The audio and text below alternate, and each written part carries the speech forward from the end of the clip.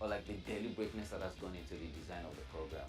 So we've heard from faculty members, we've heard from members of the administrative team, and from Professor Sanjay himself as to how every bit of the program is intentionally designed to make sure that it's not a repeated experience, it's an experience that shows you a new angle or a new point of view to business and how you can play a role in making sure that business in the continent is better done.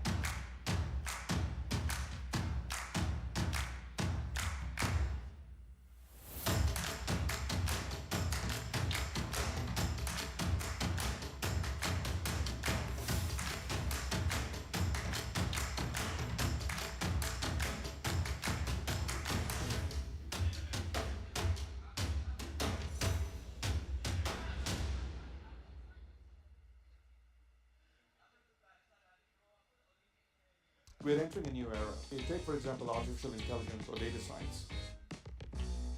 There's a lot of online content right now, but I've done a lot of research on the cognitive science of learning, the cognitive psychology of learning. And what we know is that it's one thing to watch a video, but it's quite another thing to take the input and then in a class setting apply it with friends. For example, if you learn accounting, wouldn't it be great if you actually built an accounting system and your peers and the professor commented on it? So one of the fundamental aspects of ACE is it's hybrid. There's online, but there's a live session where you do exercises, you work with others, and that's where the real learning occurs. And it reflects what you've learned online and it forces you to put it out. And that is a central tenet of everything we're doing. Agile continuous education has three components: flexibility, modularity, transferability. The course when you want it, modularity, get certificates for your learnings, transferability, then you have enough content, the right content, get a degree in very fast time, transfer the credit. We are in a very fast-moving economy. Technology is changing, society is changing, sustainability, other questions are putting pressure on us to learn new skills. And ACE, the central term there is agile, but it's also continuous. So you have to continuously learn to stay abreast of a very rapidly changing world. ACE at ASB works because we have really incredible faculty. We have very well-constructed curriculum. It's very cutting edge, so we are always at the edge of what's happening, so you're not falling behind. And equally, the pedagogy. We flip the classroom and you have amazing colleagues creating an environment where you can not just take input, but use output to exercise your knowledge. If you take ACE, my hope is that on the one hand, you can really learn and have command over the topic. Number two, I hope that you can prove to the world that you have this content, you know this material, and the world recognizes it. And the third is, in your company, you should become an agent of change, innovation, and progress.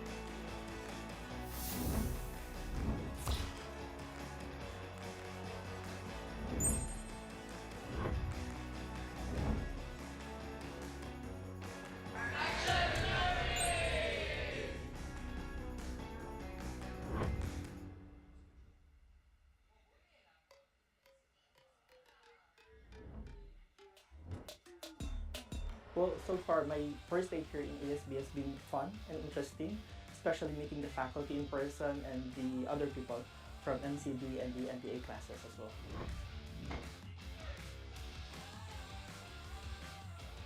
The people around here, I think the faculty, they have been very, very supportive when it comes to getting me on board. They were very accommodating. The people around here, there's just so much positive energy, and so far so good.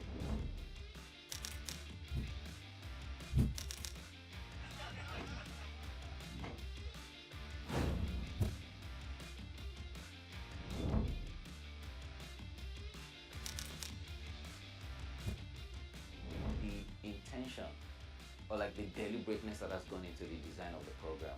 So we've heard from faculty members, we've heard from members of the administrative team, and from Professor Sanjay himself as to how every bit of the program is intentionally designed to make sure that it's not a repeated experience, it's an experience that shows you a new angle or a new point of view to business and how you can play a role in making sure that business in the continent is better done.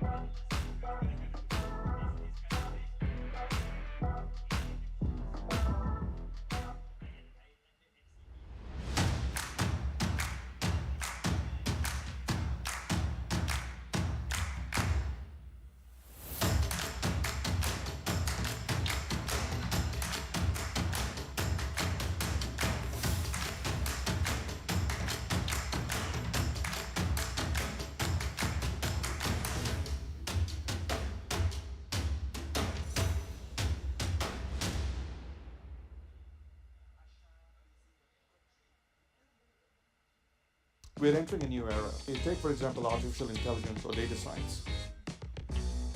There's a lot of online content right now, but I've done a lot of research on the cognitive science of learning, the cognitive psychology of learning. And what we know is that it's one thing to watch a video, but it's quite another thing to take the input and then in a class setting apply it with friends. For example, if you learn accounting, wouldn't it be great if you actually built an accounting system and your peers and the professor commented on it? So one of the fundamental aspects of ACE is it's hybrid. There's online, but there's a live session where you do exercises, you work with others, and that's where the real learning occurs. And it reflects what you've learned online and it forces you to put it out. And that is a central tenet of everything we're doing. Agile continuous education has three components: flexibility, modularity, transferability. The course when you want it, modularity, get certificates for your learnings, transferability, then you have enough content, the right content, get a degree in very fast time, transfer the credit in. We are in a very fast-moving economy. Technology is changing, society is changing, sustainability, other questions are putting pressure on us to learn new skills. And ACE, the central term there is agile, but it's also continuous. So you have to continuously learn to stay abreast of a very rapidly changing world. ACE at ASB works because we have really incredible faculty. We have very well-constructed curriculum. It's very cutting edge, so we are always at the edge of what's happening, so you're not falling behind. And equally, the pedagogy. We flip the classroom and you have amazing colleagues creating an environment where you can not just take input, but use output to exercise your knowledge. If you take ACE My hope is that on the one hand, you can really learn and have command over the topics.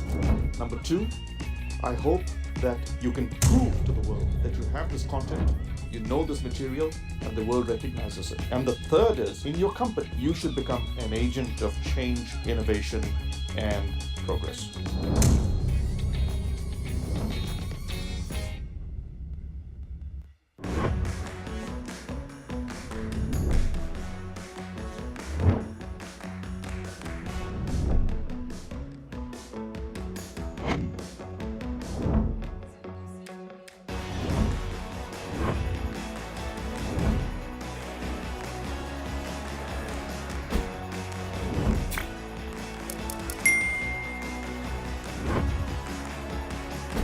To thank all of you for giving your time this morning to choosing to spend it on action learning the Catalyst for Change.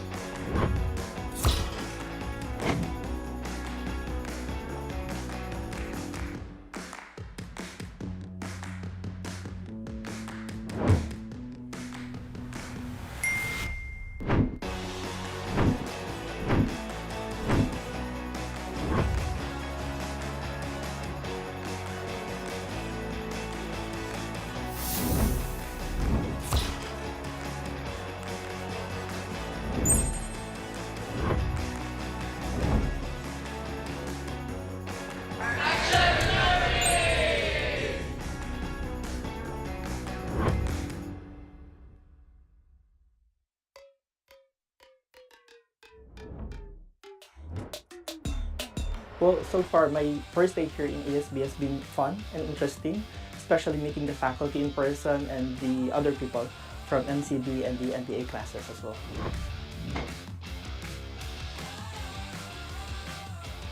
The people around here, I think the faculty, they have been very, very supportive when it comes to getting me on board. They were very accommodating. The people around here, there's just so much positive energy, and so far so good.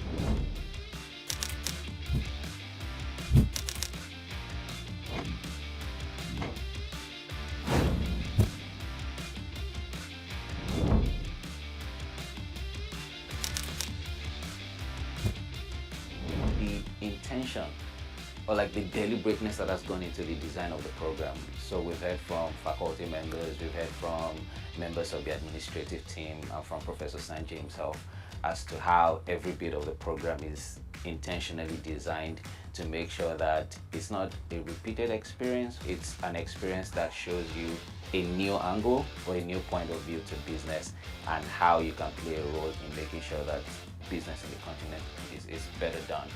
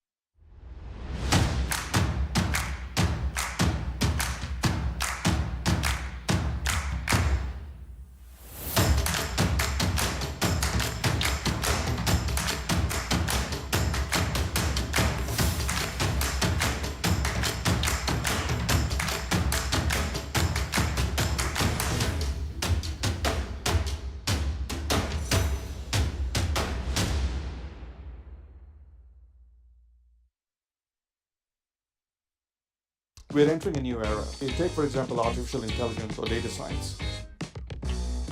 There's a lot of online content right now, but I've done a lot of research on the cognitive science of learning, the cognitive psychology of learning. And what we know is that it's one thing to watch a video, but it's quite another thing to take the input and then in a class setting, apply it with friends. For example, if you learn accounting, wouldn't it be great if you actually built an accounting system and your peers and the professor commented on it? So one of the fundamental aspects of ACE is it's hybrid. There's online, but there's a live session where you do exercises, you work with others, and that's where the real learning occurs. And it reflects what you've learned online and it forces you to put it out.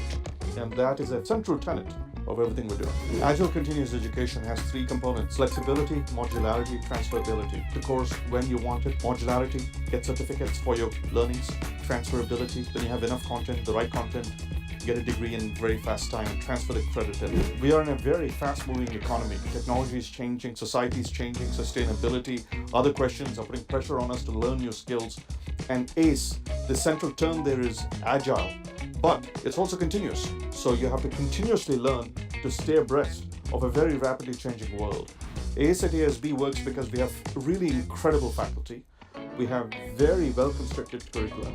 It's very cutting edge, so we are always at the edge of what's happening, so you're not falling behind. And equally, the pedagogy. We flip the classroom and you have amazing colleagues creating an environment where you can not just take input, but use output to exercise your knowledge. If you take ACE, my hope is that on the one hand, you can really learn and have command over the topic. Number two, I hope that you can prove to the world that you have this content, you know this material, and the world recognizes it. And the third is, in your company, you should become an agent of change, innovation, and progress.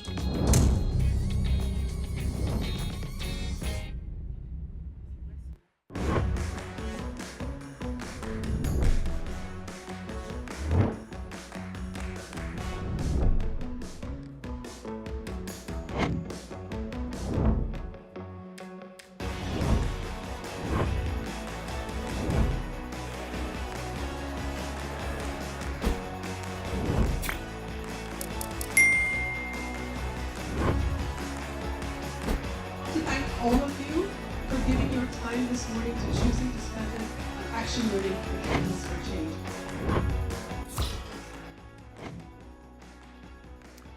Good morning, ladies and gentlemen. Could I invite all guests who are still outside the auditorium to please make your way inside the auditorium, as we'll be starting shortly. All guests are invited to make their way into the Khazana National Auditorium. Thank you.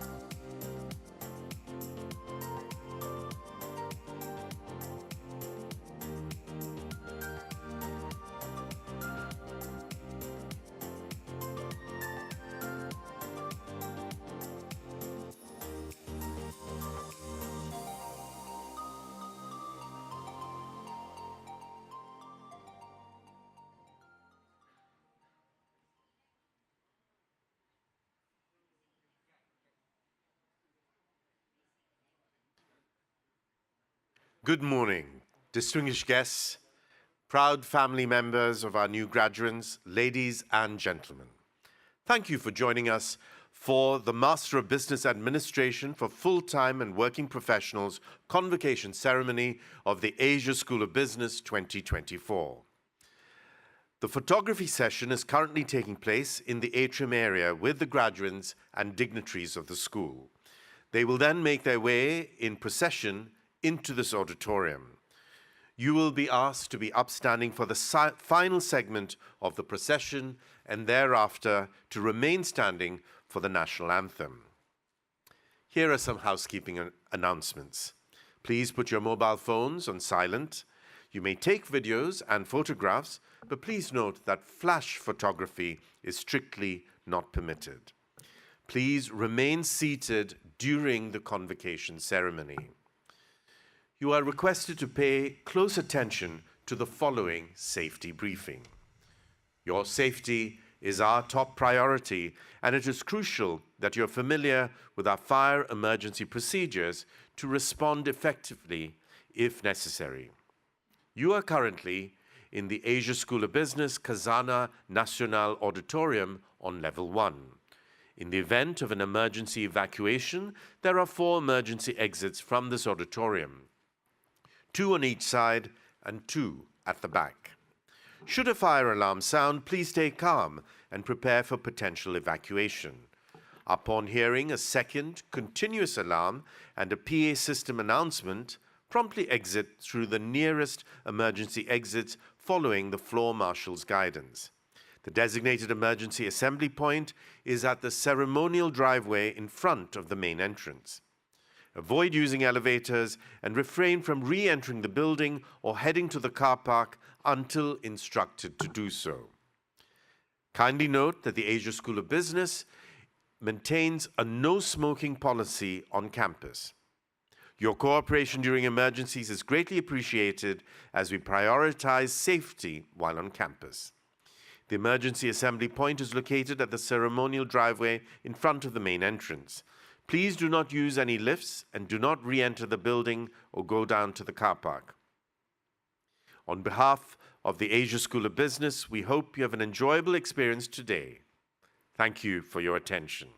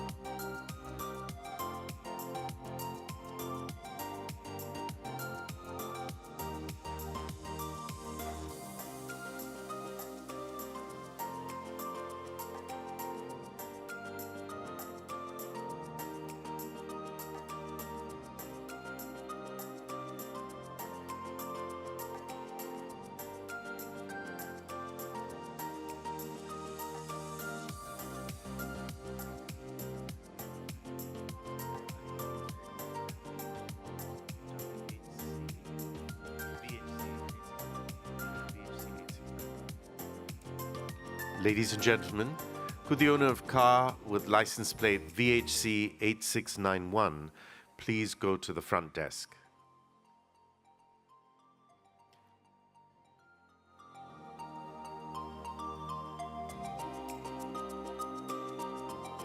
I repeat, owner of car with license plate number VHC 8691, please go to the front desk. Thank you.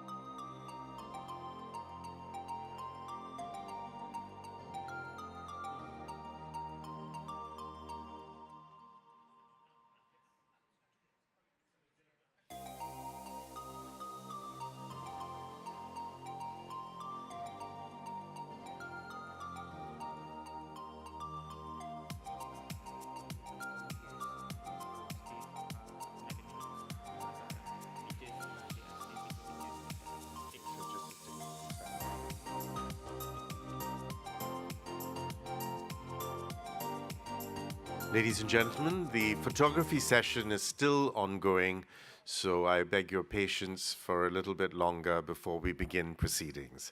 Thank you.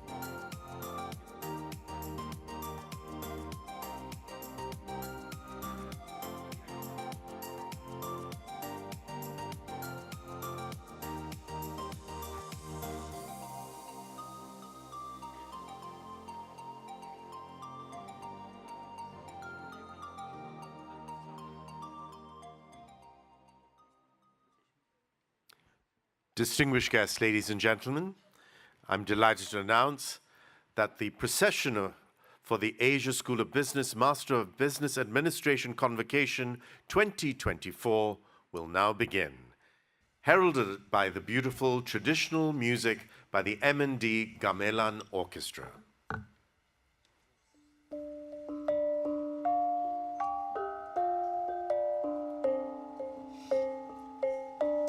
Announcing the entrance of the graduates of the Master of Business Administration Full-Time Program 2024.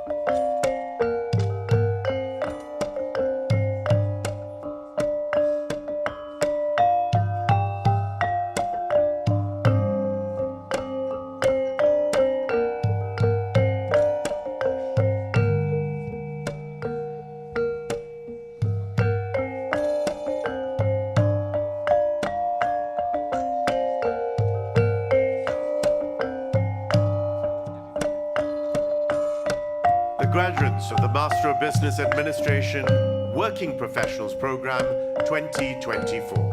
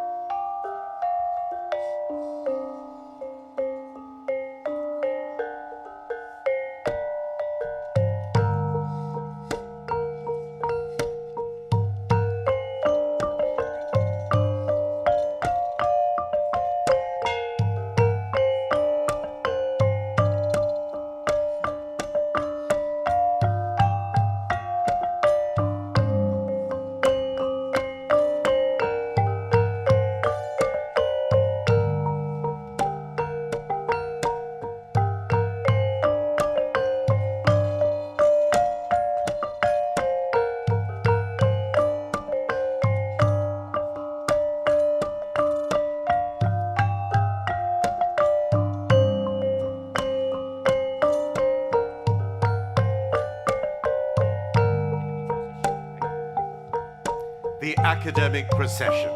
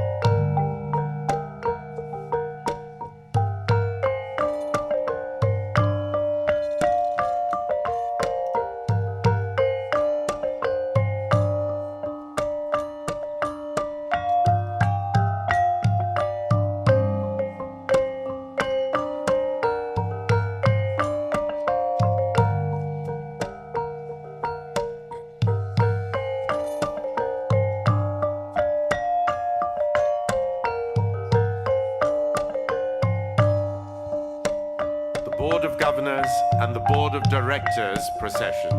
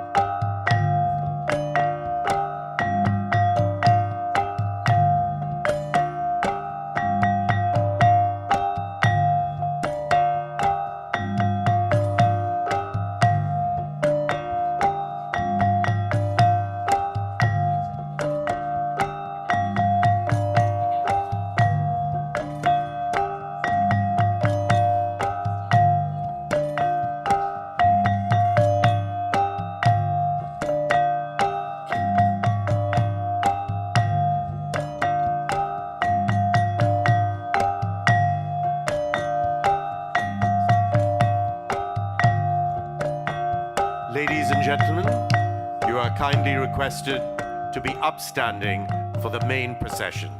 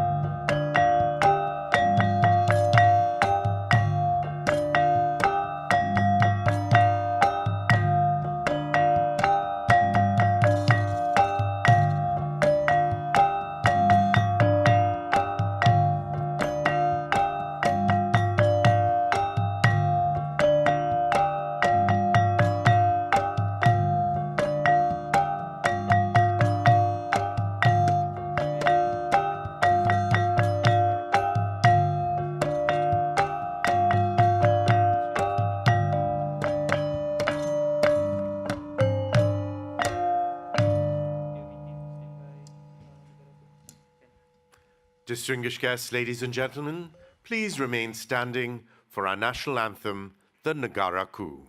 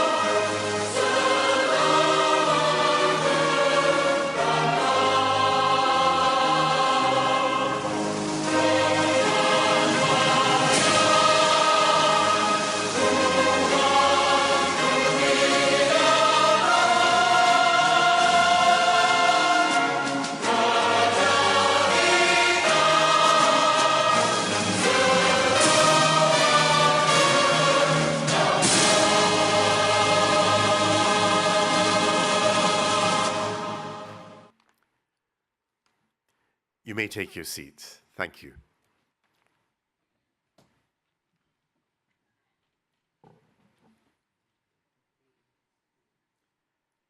Yang Babagya Tan Sri Dr. Zeti Aziz, Founding Chair and Co-Chair of the Board of Governors, Asia School of Business. Professor Athanasios Orphanides, Co-Chair of the Board of Governors, Asia School of Business. Professor Sanjay Sarma, President, Chief Executive, and Dean of the Asia School of Business. Ms. Robin Chase, Transportation Entrepreneur, Co-Founder and former CEO of Zipcar, and Co-Founder of Venium, the esteemed commencement speaker for today.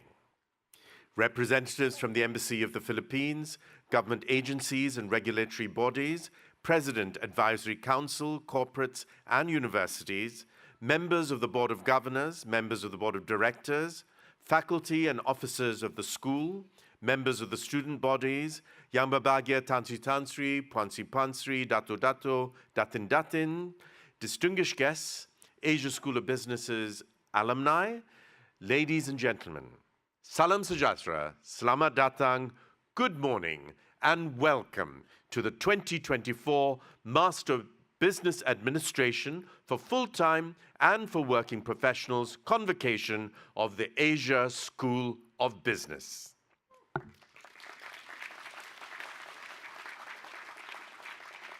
I'm Chako George Vadaketh, and it is my very pleasant duty and privilege to be your guide to this morning's proceedings at this unique business school set up in 2015 by Bank Negara Malaysia in collaboration with the MIT Sloan School of Management. We begin this morning's proceedings with a word of prayer. May I invite Mr. Muhammad Nubairi bin Mutalib to open today's auspicious proceedings with a dua recitation.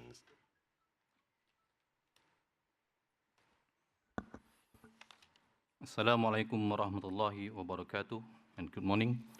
Distinguished guests, respected parents, esteemed faculty members, and beloved graduates. Before we begin our prayer, let us all together recite Surah Al-Fatiha, seeking blessings, guidance, and gratitude from Allah Almighty. Al-Fatiha.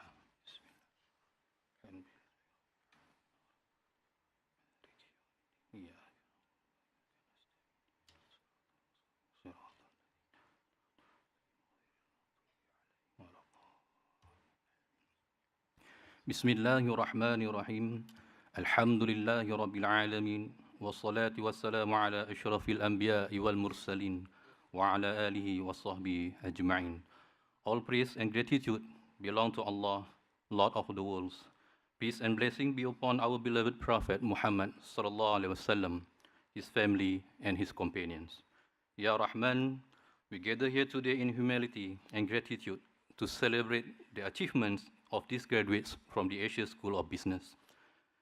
We seek your blessings for this convocation ceremony. Bless this gathering with your presence and your grace.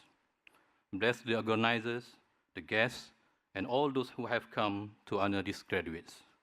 We ask for your blessing on the graduates, their families, and all those who have supported them on this journey.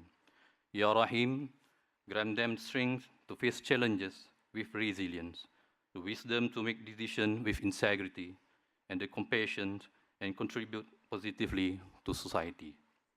Bless their efforts and hard work with success, and may their knowledge and skill benefit humanity and bring honor to their families, communities, and nations. Help them to be the source of light and positivity, to uphold justice and righteousness, and to be a testament to their values and principles they have learned at the Asia School of Business. Grant them good health, peace of mind, and the courage to pursue their dreams. Protect them from harm and guide them to the straight path. Ya Karim, we ask for your forgiveness for our sins and shortcomings. Forgive the sin of these graduates, their parents, faculty members, and all those who have supported and guided them. Bless our parents for their endless love, support, and sacrifices. Reward our faculty members, mentors, for their dedication, wisdom, and guidance. Help us to honor and respect them. Grant us the ability to make them proud through our action and achievements. Ya Salam, we pray for the safety and the well-being of our Muslim brothers and sisters in Palestine. Protect them, provide them with strength and patience, and bring an end to the war and suffering they have endured. Grant them peace, security, and justice. Ya Allah, accept our prayers and grant us success in this life and the hereafter. ربنا آتنا في الدنيا حسنة وفي الآخرة حسنة وقنا عذاب النار وصلى الله على سيدنا محمد وعلى آله وصحبه وسلم والحمد لله رب العالمين آمين يا رب العالمين.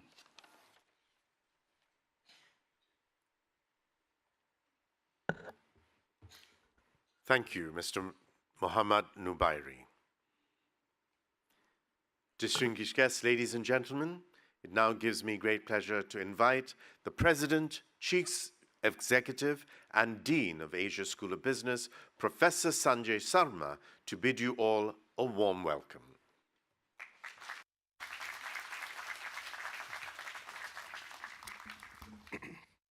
Thank you, Chako. Thank you, Barry, for your very moving dua.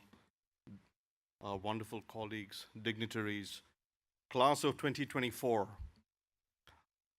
This is your year.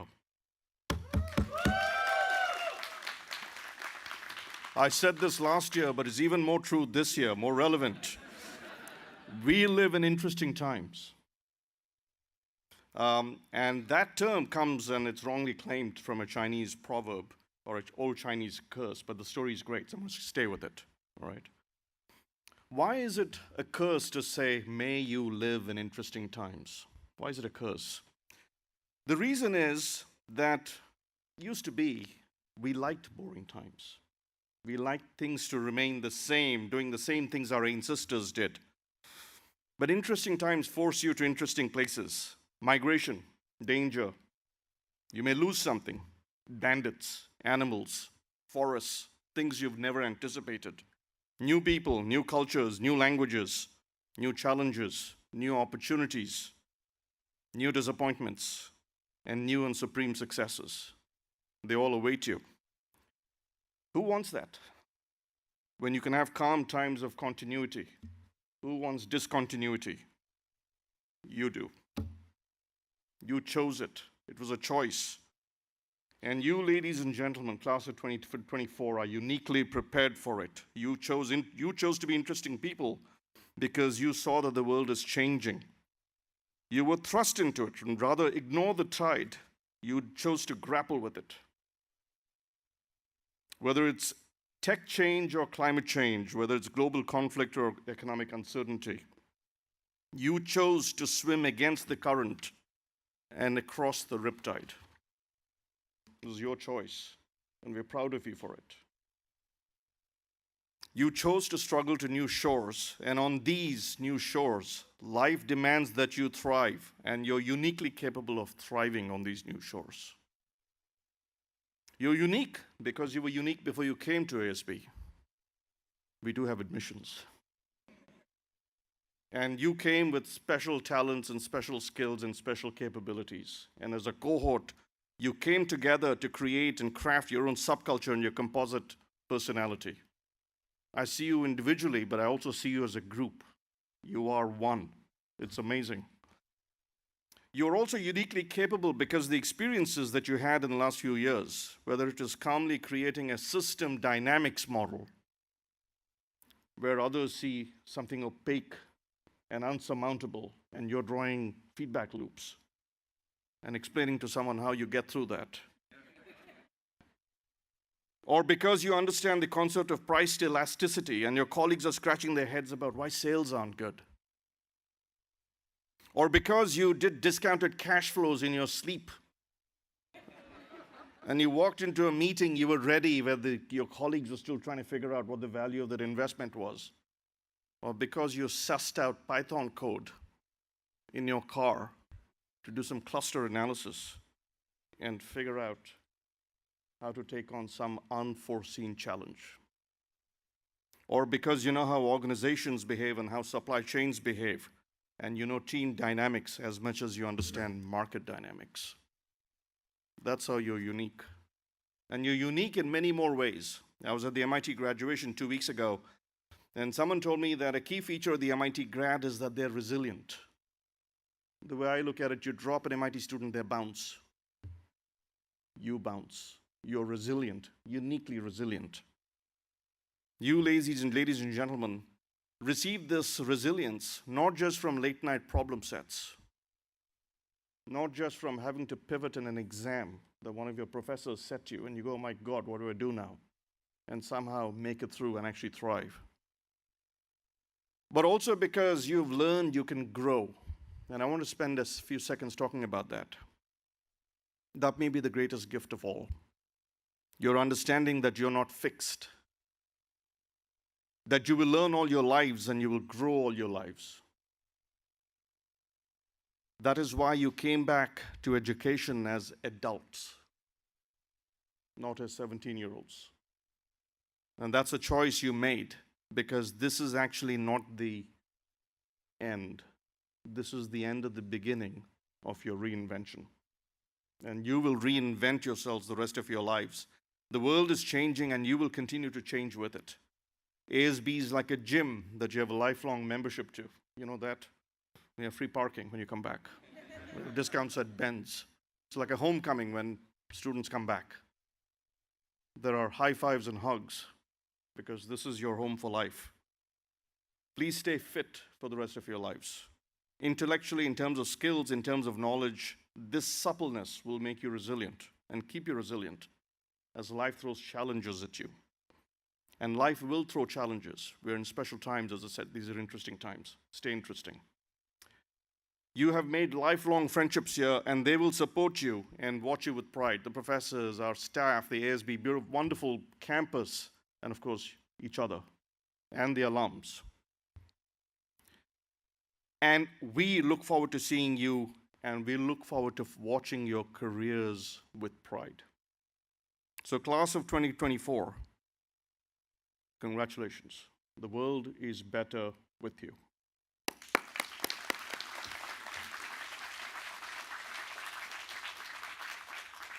Thank you. Thank you. Testing. Thank you, Professor Sanjay Sharma, for that passionate speech. Your deep interest and pride in all things ASB is an inspiration to all of us. And I was particularly interested to hear of how being at ASB for 2 years helps you change the curse of these challenging times to a gift, and to swim against the tide and the current. And I would hope that MCs too can get free parking. Distinguished guests, ladies and gentlemen, we are privileged and honored today to hear from an internationally acclaimed and brilliantly successful entrepreneur, a highly sought-after speaker. Our esteemed commencement speaker, Professor Robin Chase, is specifically a transportation entrepreneur. She is the co-founder and former CEO of Zipcar, the world's leading car-sharing network, as well as the co-founder of Numo, an alliance organization that leverages tech-based disruption in the transport sector to create sustainable and just mobility. She is the author of Peers, Inc., How People and Platforms Are Inventing the Collaborative Economy and Reinventing Capitalism. Robin is the chair of the public company Two Cows and serves on the advisory board of the WRI Ross Center for Sustainable Cities. In the past, she served on the boards of, among many others, the World Resources Institute, the Massachusetts Department of Transportation, the French National Digital Agency, the National Advisory Council for Innovation and Entrepreneurship for the U.S. Department of Commerce, and the OECD's International Transport Forum Advisory Board. Professor Robin Chase lectures widely and has received many awards, including the prestigious Urban Land Institute's Urban Visionary Prize, Time 100 Most Influential People, Fast Company Fast 50 Innovators, and Business Week Top 10 Designers. Our commencement speaker graduated from Wellesley College and MIT's Sloan School of Management. She was a Harvard University Loeb Fellow and received an honorary doctorate of design from the Illinois Institute of Technology. Ladies and gentlemen, our commencement speaker, Professor Robin Chase.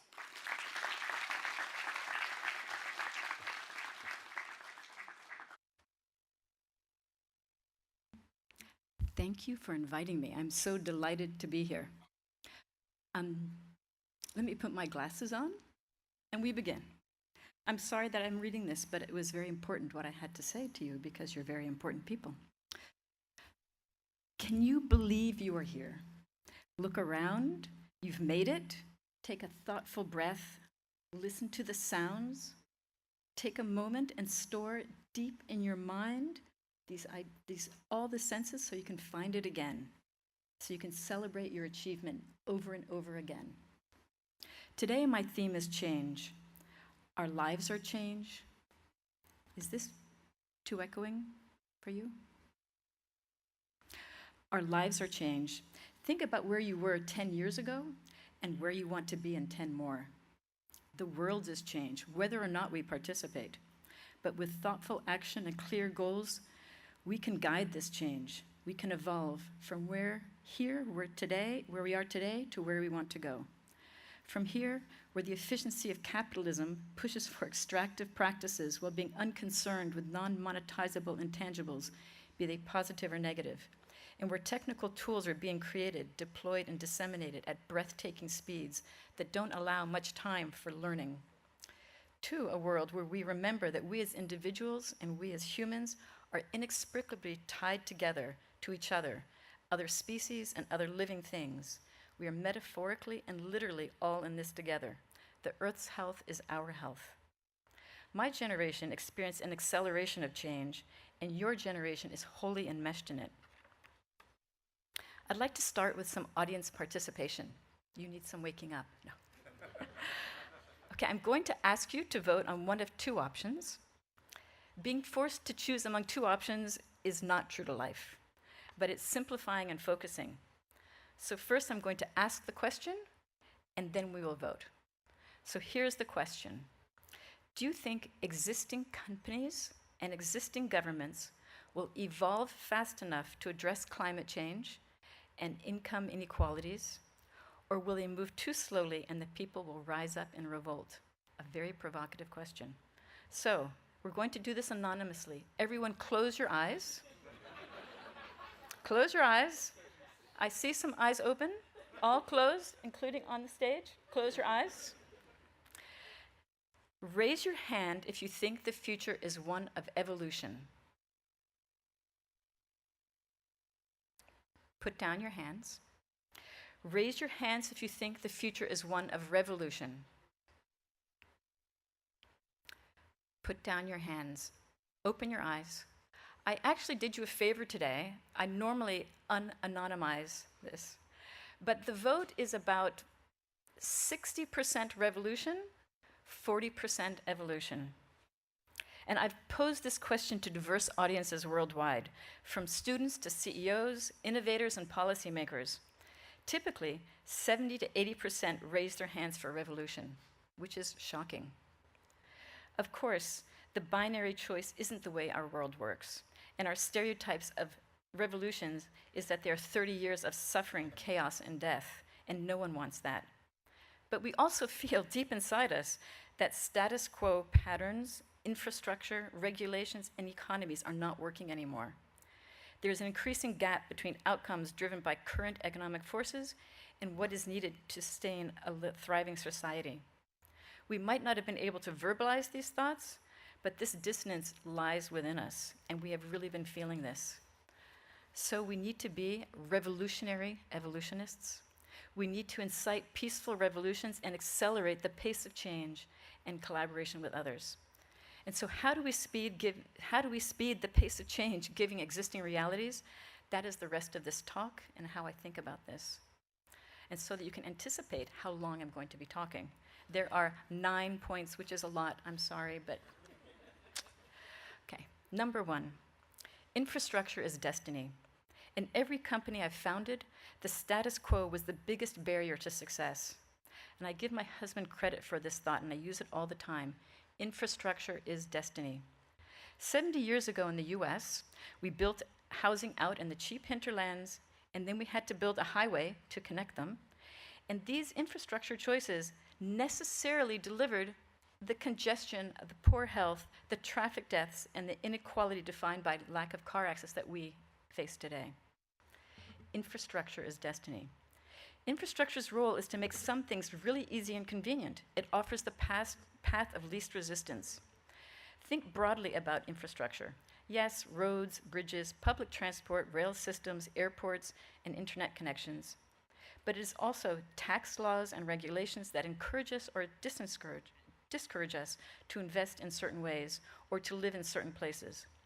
We might also imagine mainstream cultural and religious norms as infrastructure that provide easy-to-adopt hopes and dreams. The infrastructure we built in the past has delivered us to this chaotic, unhealthy, and unequal place in which we live today. And the infrastructure we build right now and tomorrow will shape our future and our destiny. So be alert and be thoughtful. Number two, a stepwise plan. Usually change happens incrementally. And friends and colleagues who know me will laugh that I say this because I'm well known for coming up with big and not incremental ideas. When I think about the future, about the one that I dream about, I have this lovely, fully formed, fully executed, wildly successful image in my mind. And the same is true of when I conceive of a new company, and the same is true when I talk to other entrepreneurs about their ideas. We are eager and excited. We don't focus on whether the idea is solid, whether we are the right person to do it, whether this is the time or this is the right location. Yet somehow we must ground ourselves in this reality while we stretch to reach these goals. As change makers, we need to hold the utopian idea in our minds and be able to describe it while we focus our steps in the here with this built environment, these roads, these buildings, these laws, these regulations, this technology, these cultural norms. Once we accomplish these first steps, we move to the next steps. And it well may be, and in fact is quite likely, that our initial dream will start morphing and evolving as we move forward. So we have this idea way out there, and we are here, and think about the step that goes from here up, these first steps. So 3, find your own strengths and recognize your weaknesses. As you begin your journey, build on your strengths. Over the years, I've come to believe that everyone is exactly the right person for some job. You will all prove to be uniquely right to do something valuable, to innovate, build a company, lead a community, be the person relied upon or who gives succor.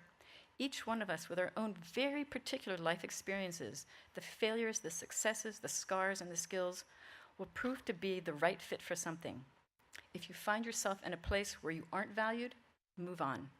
Plant yourself where you will thrive. It turns out that I was the right person with the right experiences, skills, locations, and timing to build and execute on Zipcar. I grew up in 10 countries and attended 15 different schools from kindergarten through university. This left some gaps in my education, especially in basic math, multiplication, fractions, algebra. At Sloan, they offered finance and baby finance, and there was no way I was going to do baby finance. But I struggled. I failed the first exam and barely passed the second. Problem sets were daunting, requiring skills I absolutely did not have. I tackled them step by step, using brute persistence until the concepts clicked. By the end of the semester, I not only understood the material, but I also got the highest score in the final exam. This experience became a lifelong touchstone, reminding me that with determination, I could master things I set my mind to. So pay attention, and with some humility and honesty, to your own strengths. Know them and rely on them. As a child and as an adult, I was always trying to figure out what I was good at. And it wasn't until my 40s that I began to get some inklings. And now at 65, I might be able to name a few things that I might be good at with some uncertainty and many caveats. So it'll take a while, but try to figure this out. So I was the right person to build Zipcar because I live in a dense urban area with 3 children and 1 car, and my spouse used that car to commute. I lived a multimodal urban life since birth. I had recently attended a business school reunion where classmates were launching startups. It was in my mind. I lived in Boston, a hub for venture capital and tech companies. My husband was an electrical engineer. The internet was burgeoning and wireless technology was a buzzword. I rarely drove, knew nothing about cars, and wasn't daunted by operational challenges or learning new things. Hadn't I mastered finance in business school? I was also very good at thinking about how people actually use things and communicating ideas in simple, clear ways. These last 2 skills I didn't realize yet that I possessed. I often joke with my children. In some circles, I'm very well known. You know the Venn diagrams where they have many overlapping circles and they intersect in this little spot? That's where I'm famous. My sweet spot is at the intersection of innovation, cities, transportation, technology, and climate change.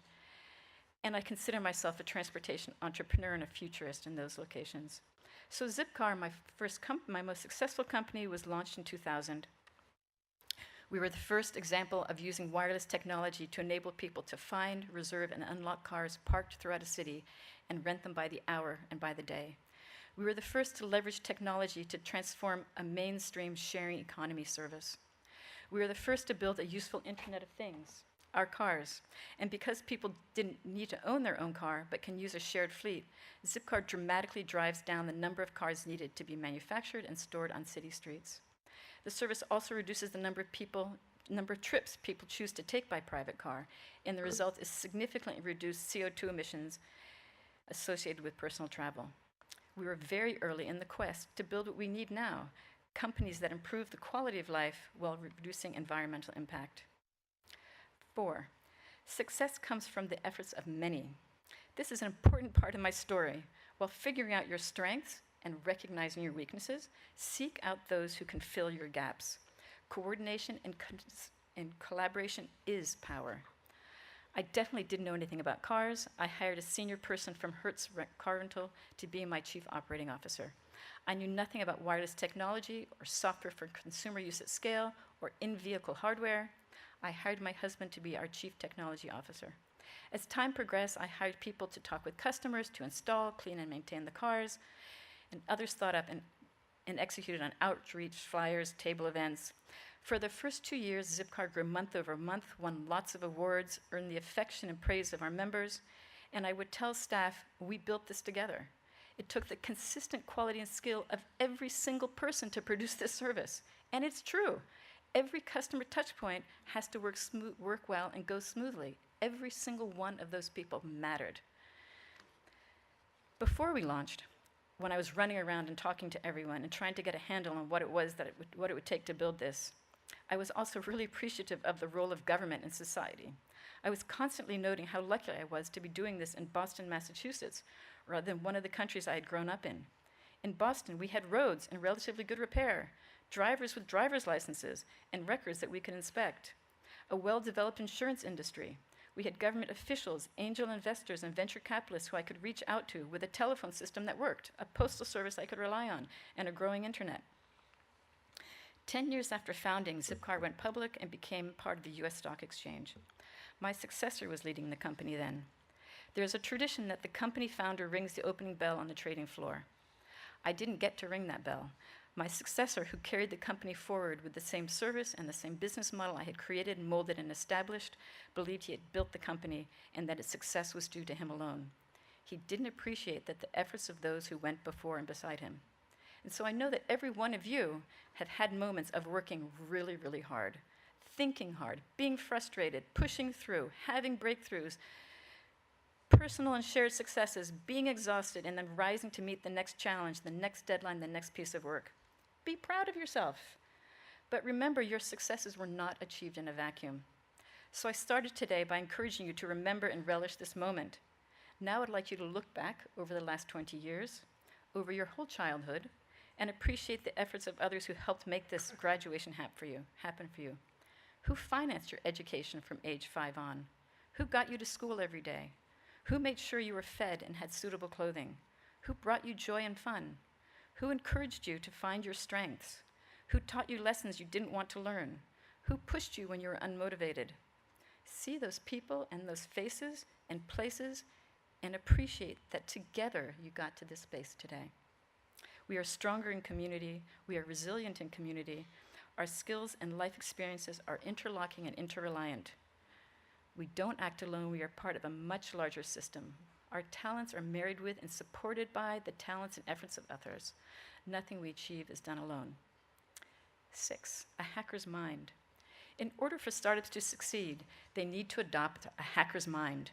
A friend of mine, Bruce Schneier, who wrote a book on this title, he defined hacking as a system in which he defined hacking as using a system in a way in which the creator did not anticipate. Because I believe that infrastructure is destiny, that our past foundations inexorably push us in a very specific, well-worn directions, and that it takes years to change infrastructure built out of cement or government policy or cultural norms.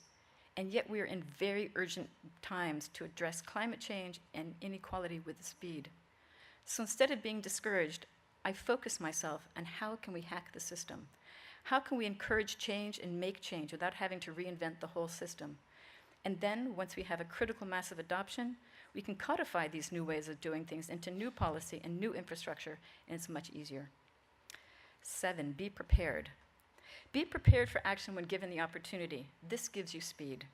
I tell a story about how I bucked early marketing advice and chose back in 2000 to put a large logo on the passenger side door of our cars and our tagline, "Wheels when you want them on the trunk." Advisors said, people will feel like they're driving a pizza delivery truck. And I would say, no, people are going to feel pride with driving with this logo because it is signaling that they are financially smart and an urban insider and very cool. And to that end, I made sure that our first cars were flashy, sweet, lime green icons, the first of Volkswagen's relaunch of the Beatles. 3 weeks into our single beta car being driven around by members, I got a phone call from an Associated Press reporter who said that he'd seen one of our cars and wanted to do a story. And I laughed and I said, which one might he have seen? His article instigated press, radio, and television coverage around the world. When I used to tell this story, I'd conclude by saying, we were so lucky. And then a colleague took me to the side and said, Robin, luck is where preparation meets opportunity. And we had specifically chosen highly visible cars, and I had specifically chosen to put a logo on them. 8, ground yourself in facts, choose truth. I think of this as the long game, and it is reputation preserving. We succeeded with Zipcar because we were on the front edge of large trends towards urbanization and people living in more densely populated areas. We were grounded in the fundamental and specific economic reality that cars are wildly underused. They're idle about 95% of the time. And it's also one of the most expensive things that people buy. Yet we were able to give people, let them pay for it by the hour and by the day, so we were providing a cheaper option. We were writing new technologies that hadn't yet been exploited. We applied wireless and the internet in novel ways and building a platform for user participation and collaboration long before others did, bringing our transaction costs close to zero. So while we executed beautifully, we also rode major trends and our timing was really good. So when Jeff Bezos, the first person to understand the potential of the internet to people easily find and build small things, and Mark Zuckerberg, who was early in the invention of social media, while these two men were surely skilled, they were also lucky. And their timing was on the front end of trends, and they had the collaboration of others.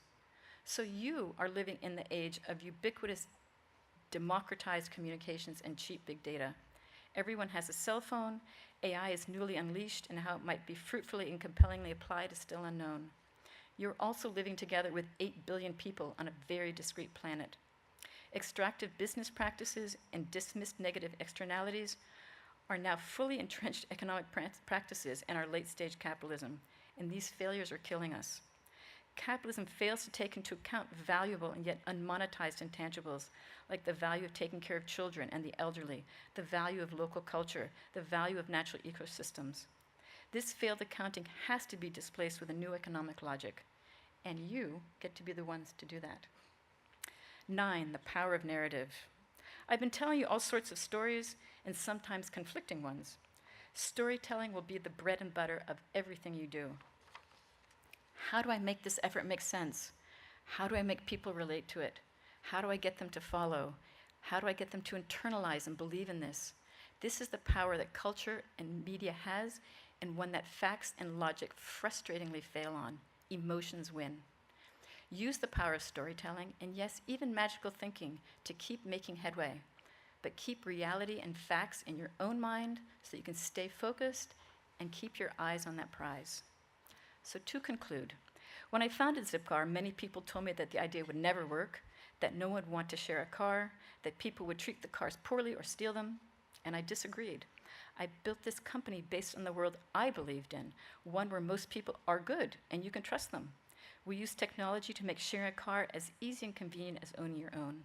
We also use technology to make it hard to steal and fines to shape behavior. We told stories of convenience, flexibility, and fun trips. The result is that each Zipcar replaces 13 private cars, which don't have to be manufactured or stored on city streets in expensive parking garages. And users' transportation carbon emissions are a small fraction of what they would have been had they owned their own car. So Zipcar reduced overall consumption, encouraged shared consumption, and raised quality of life for all. Create the world you want to live in. Create the world we can live in. Every day, we are building the infrastructure that becomes our destiny. So be thoughtful, be collaborative, be joyful when you can, and this is a day to be joyful. Thank you.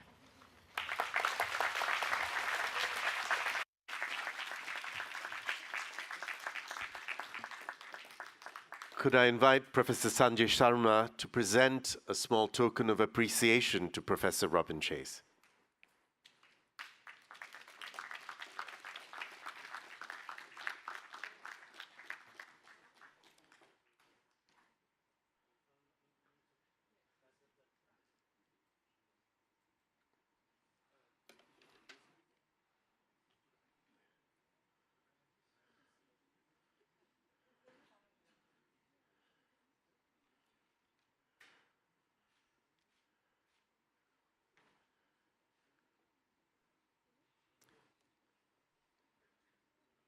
Thank you, Professor Chase, for so generously and engagingly sharing your insights and experiences in the world of transportation and entrepreneurship, especially the story of Zipcar, with that thesis on change and inciting all of us to peaceful revolution and the importance of infrastructure as destiny, hopes and dreams, the stepwise plan, and the importance of cooperation, collaboration, to have a hacker's mind, be prepared, and to create a world that you want to live in, where you improve the quality of life, but reduce the impact on the environment.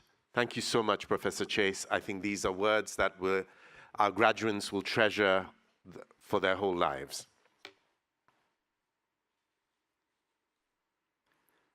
Distinguished guests, ladies and gentlemen, we now begin with the conferment segment of today's convocation, the conferment of academic degrees and the MIT Immersion Program certificates.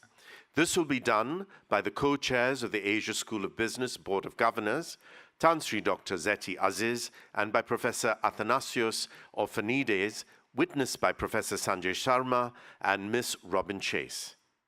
Please take your places, Tan Sri Dr. Zeti and Professor Orphanides.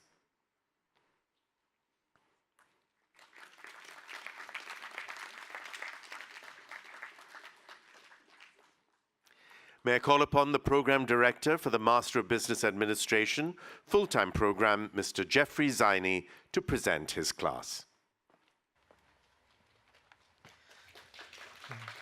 Thank you, Chaco. It is my privilege and honor to present the MBA full-time graduating class of 2024. Babluki Kennedy Kwati.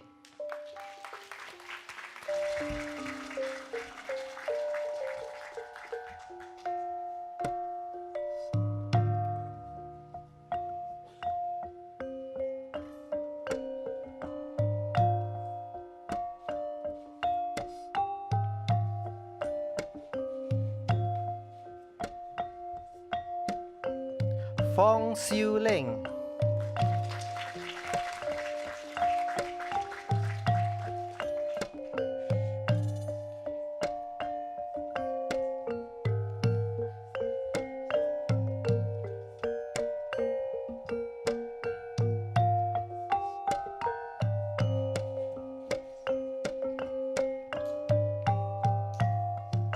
Ganesh Mururti.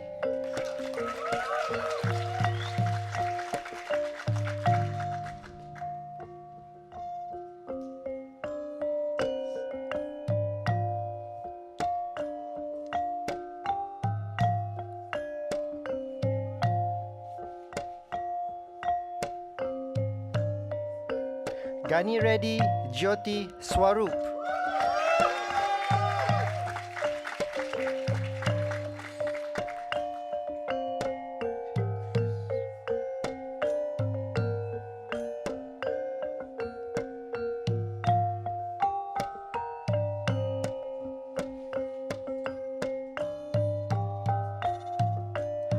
Hamsaveni Vigneswara Rao.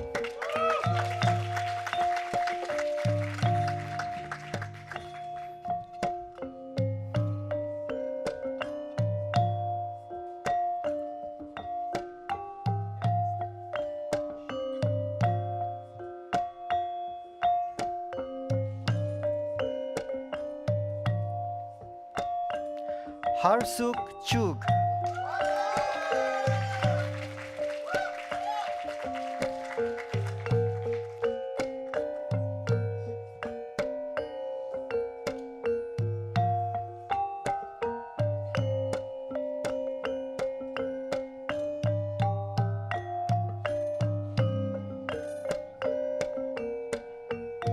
Iskandar Shukran Abdul Rahim.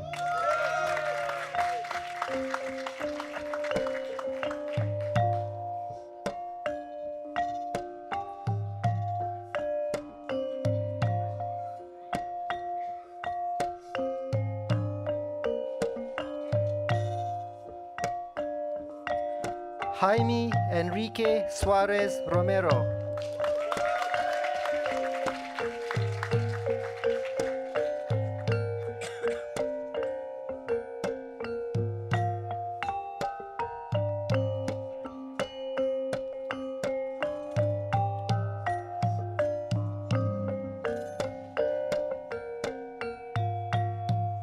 Jonathan Chandrasakaran.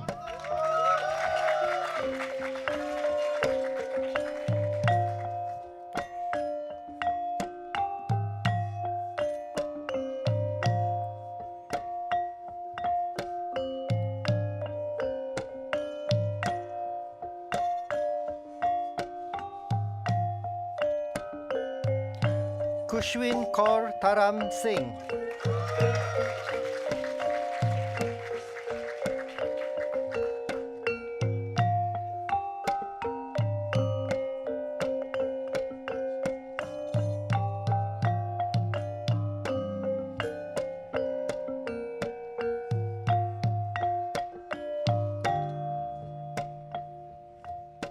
Mark Vincent Guerrero Manalo.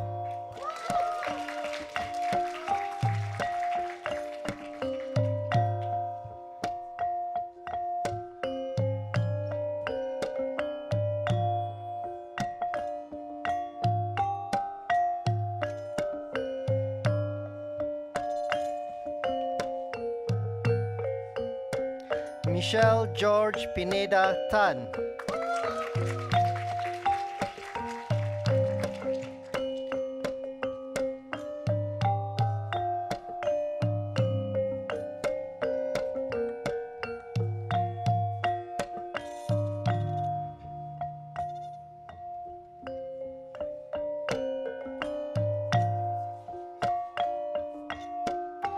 Muhammad Afif Zainul Baharin.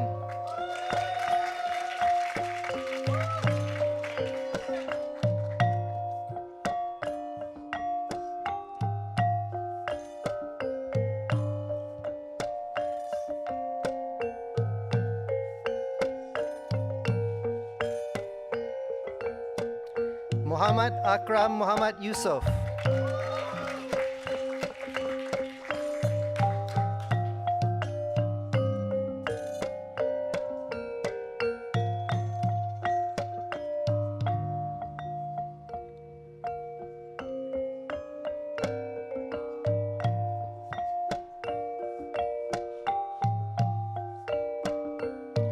Muhammad Furkan Ashai.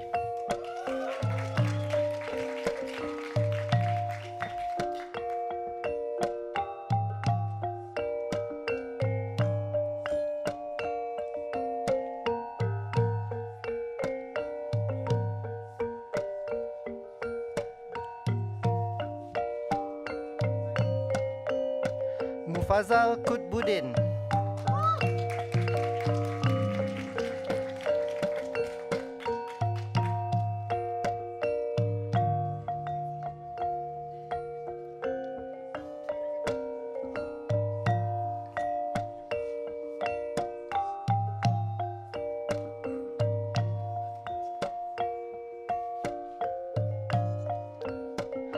Nazatul Ruhaiza Abdul Wahab.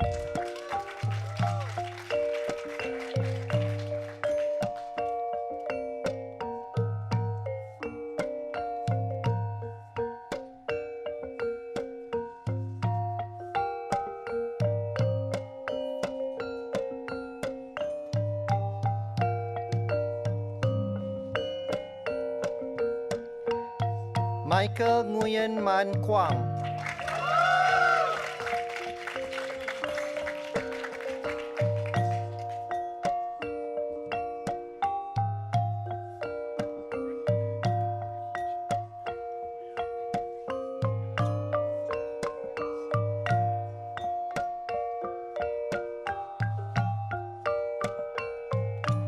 Raymond Pang Region.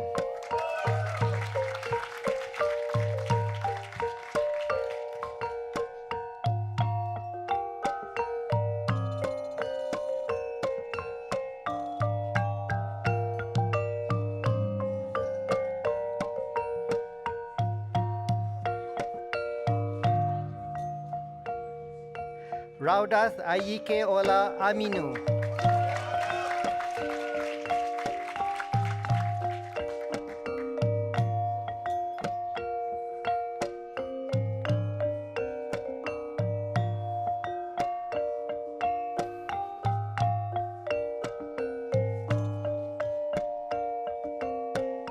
Siegfried Ludovic Dagba Dongo.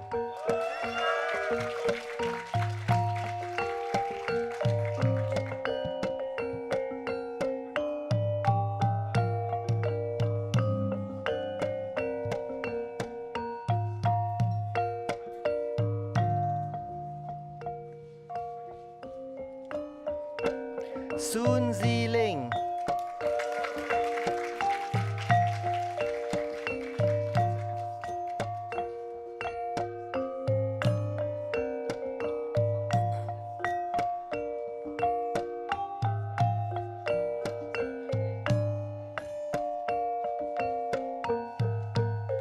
Sudanshu Patak.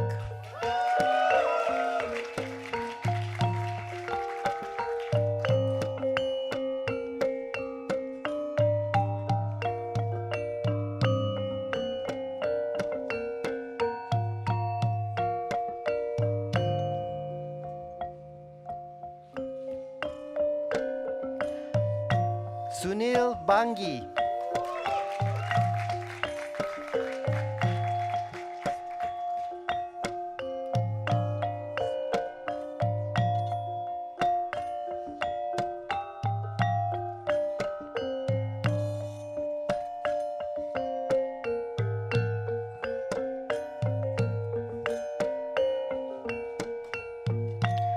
Syed Mufassir Syed Mahmud.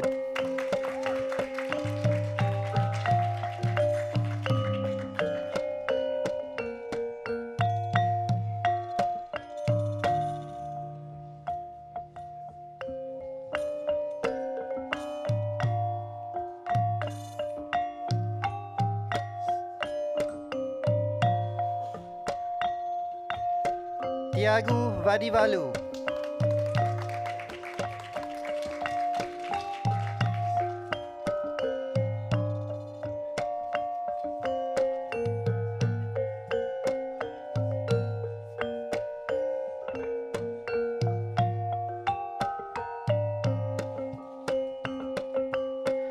Uday Yarlapati.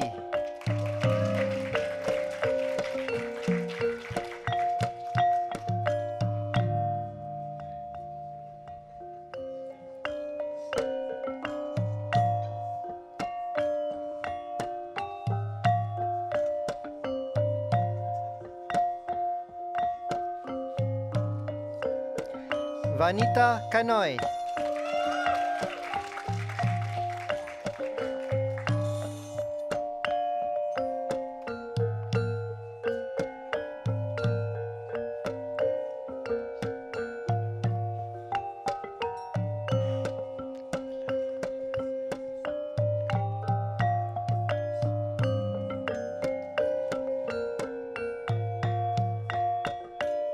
Vladimir Gailun.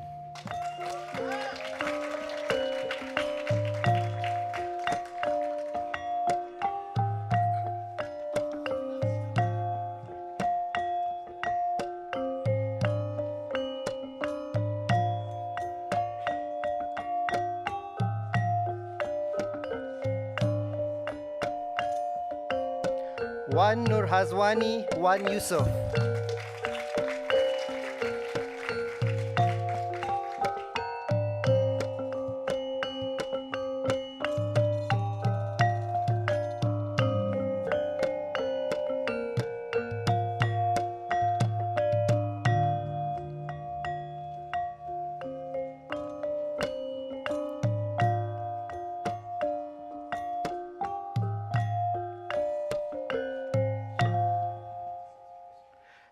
Congratulations to the MBA full-time graduating class of 2024.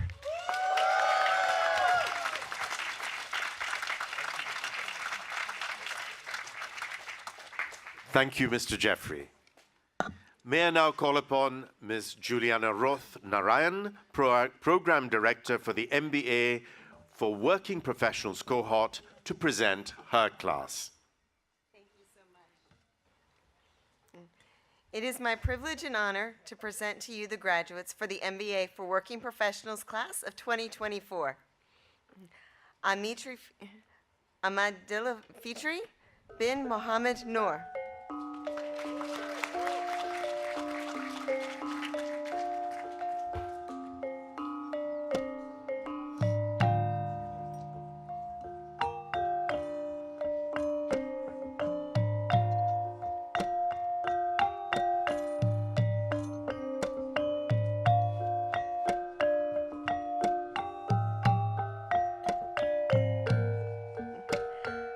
Aizatul Akmar binti Abu Talib.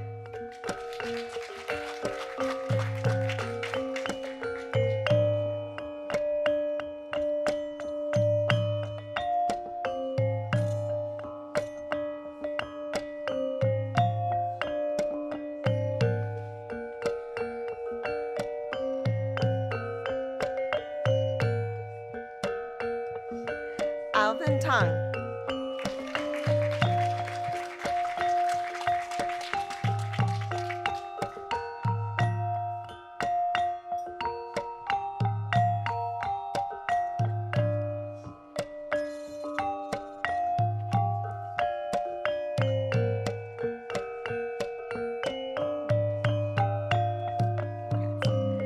Anis Rahana binti Abdul Muttalib.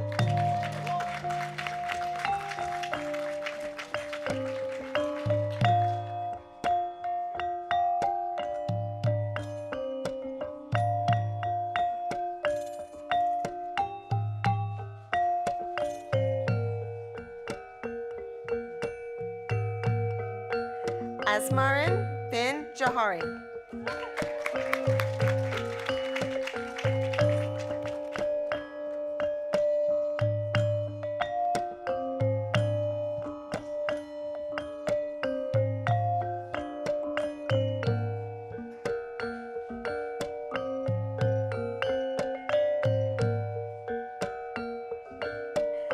Bhuvina Deve Vijayadran.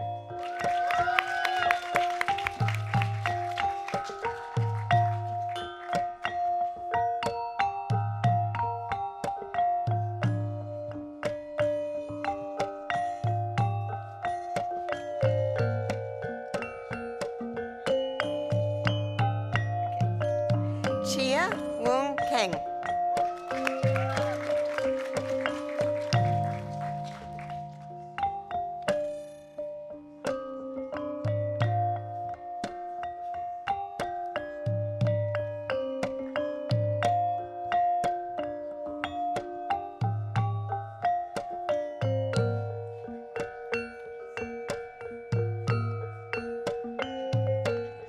Ki Mang Yit.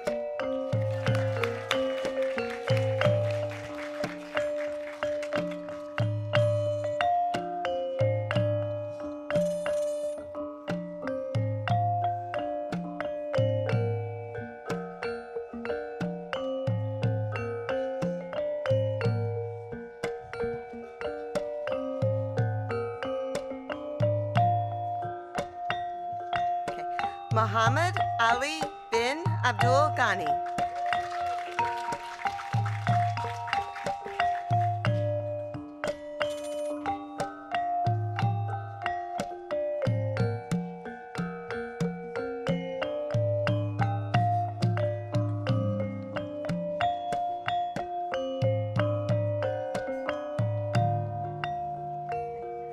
Muhammad Azari bin Abdul Aziz.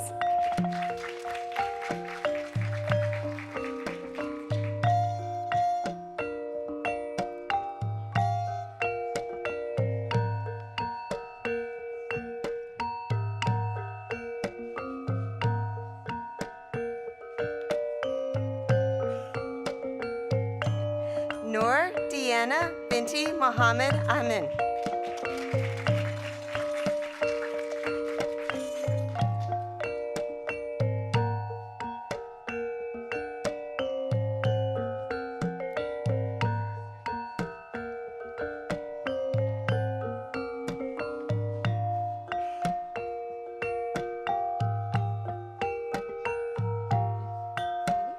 Noor Nadia binti Yusa.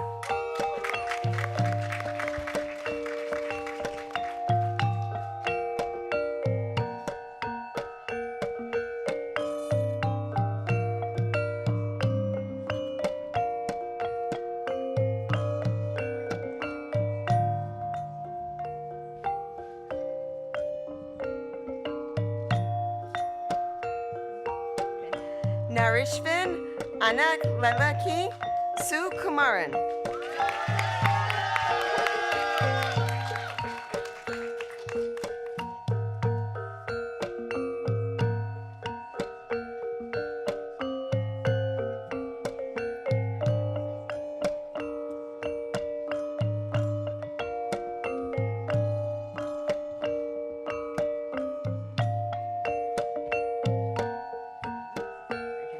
Suhail Hamdi bin Mohammed Morad.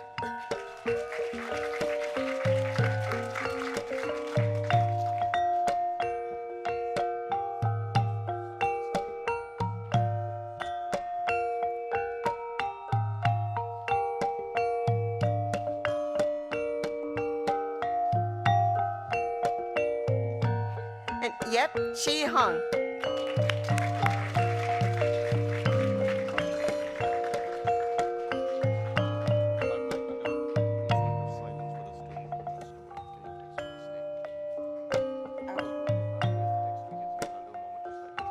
Oh, okay. Okay. And congratulations to the MBA for Working Professionals Class of 2024.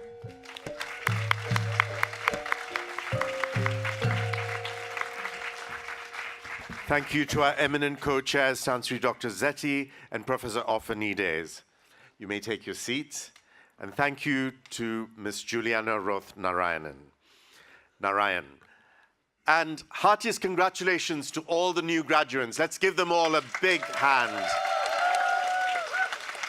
Bravo. George Washington Carver was born into slavery, and yet remarkably became one of the greatest scientists and inventors, as well as a pioneering educator. He described education as being the key that unlocks the golden door to freedom. May the undoubtedly versatile and cutting-edge key that this prestigious Asia School of Business MBA provides you open many doors that launch you onto exhilarating, challenging careers which ultimately lead you to great success and fulfillment.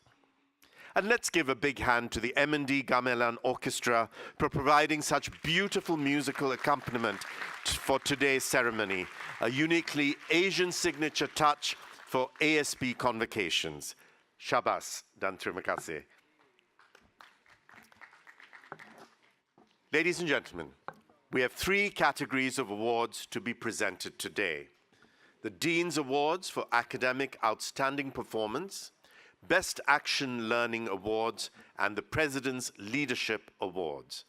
May I hand over proceedings back to Mr. Jeffrey Zaini and Ms. Juliana Roth Narayan to announce the winners for these awards. Thank you, Chaco. The Dean's Award honors the top 5 students for exceptional academic performance throughout the program. May we invite Dean Sanjay Sharma to present this award.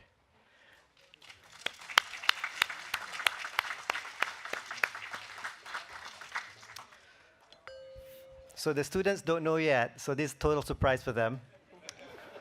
Right? For the class of MBA, full-time, 2024, the Dean's Award for Outstanding Academic Performance recipients are Michelle George Pineda Tan,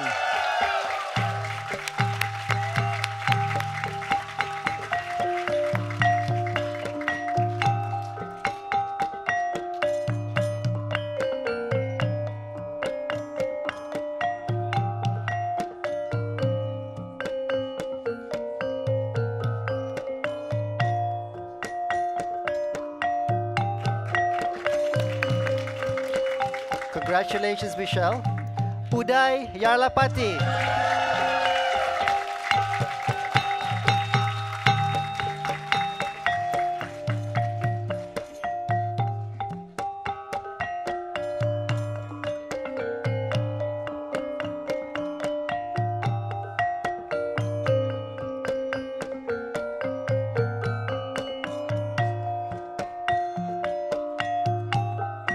Congratulations, Uday.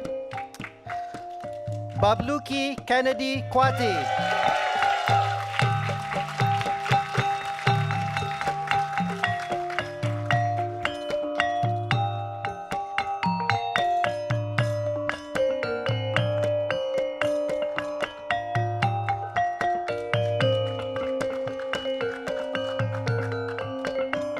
Congratulations, Kennedy.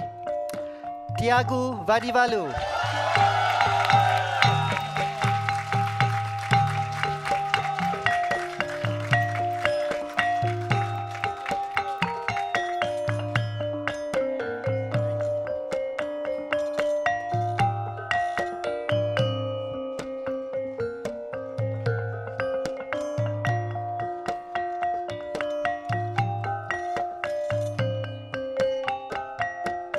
Congratulations, Tiago. The final award goes to Blessing Odiaka Afaku.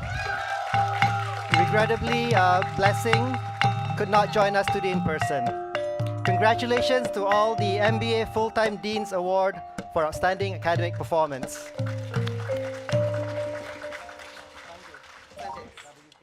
Yeah, W.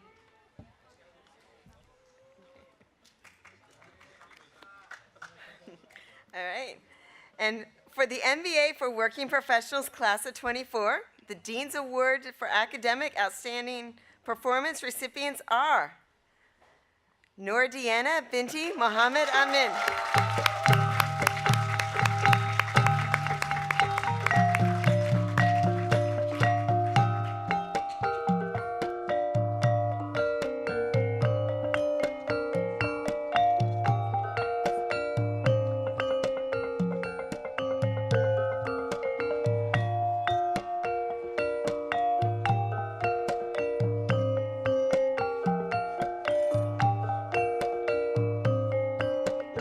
Congratulations, Deanna. Okay, the second award is Narishvin Analut Raki Sukumaran.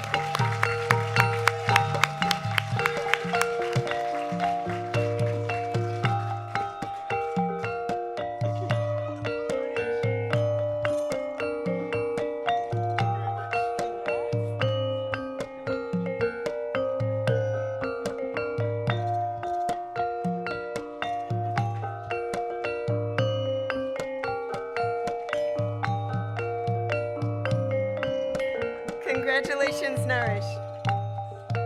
Okay. Our third award goes to Viknasen Balakrishna. Regrettably, he could not be with us today.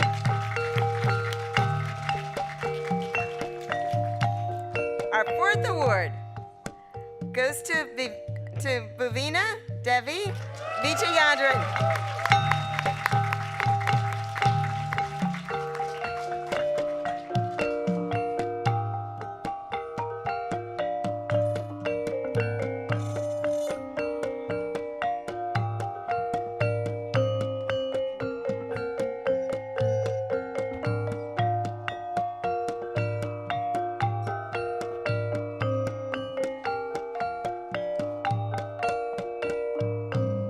Congratulations, Bhavina.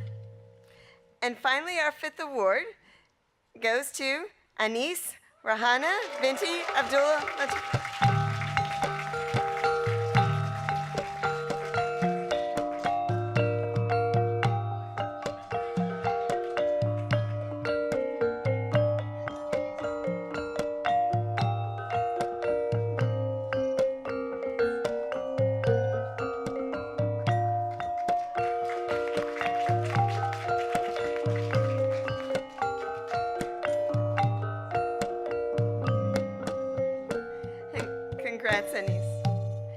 congratulations to all the recipients of the Dean's Award for Outstanding Academic Performance. And thank you, Dean Shermer. Our next award is the Action Learning Award. May we please invite Professor Robin Chase to present this award. Thank you. The ASB Action Learning Award recognizes excellence in action learning. For the MBA for Working Professionals, there are 2 awards. The first award is for Learning in Action. Learning in Action is a method to generate learning from reflection on real-time work experience dealing with problems and complex decision-making. This award recognizes creativity, personal initiative, and eagerness to experiment. The Learning in Action Award recipient is Noor Diana Binti Muhammad Amin.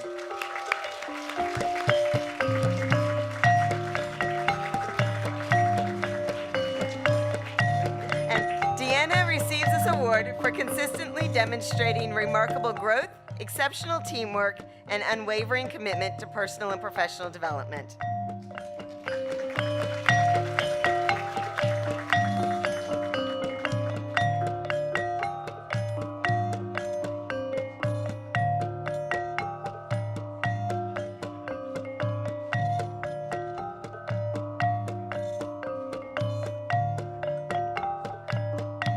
Congratulations, Deanna. Our second Action Learning Award is for the Business Practicum. The Business Practicum provides an intense and immersive learning experience of problem identification, assessment, and crafting countermeasures to address challenges identified by the host company. This award recognizes curiosity, motivation, and leadership. The Action Learning Award for Business Practicum recipient is Bhavina Devi Vijayandran.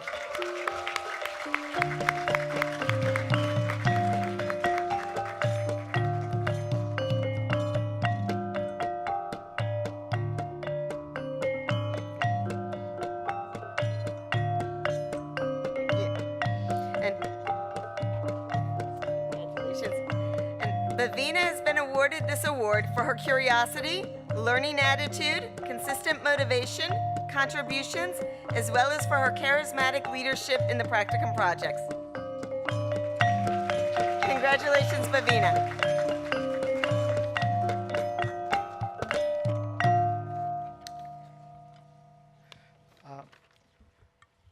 May we please invite Professor Robin Chase also for the Action Learning Award, this time for the full-time 2024.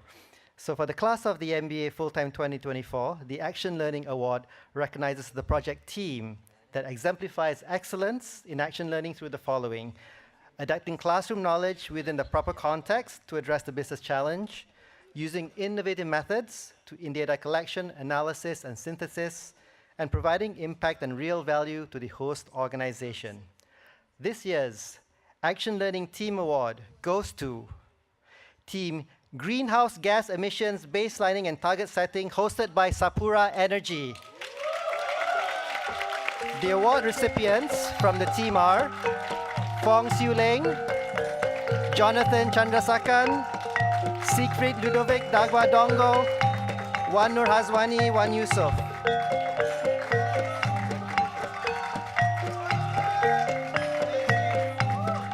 Congratulations. You should all go up together.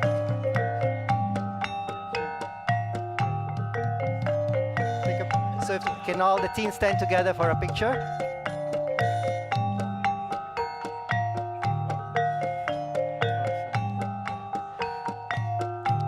Supported by Professor Renato Lima and business coach Johan Koo, this project exemplified action learning by building on a previous high-level sustainability plan and involving direct data collection and analysis on emissions for sustainability reporting.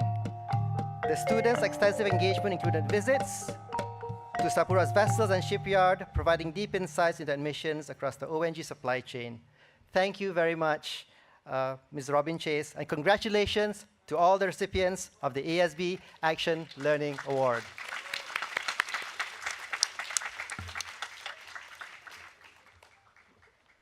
Okay. And the next and final award is the President's Leadership Award. May we invite President Sanjay Sharma to present this award. Thank you.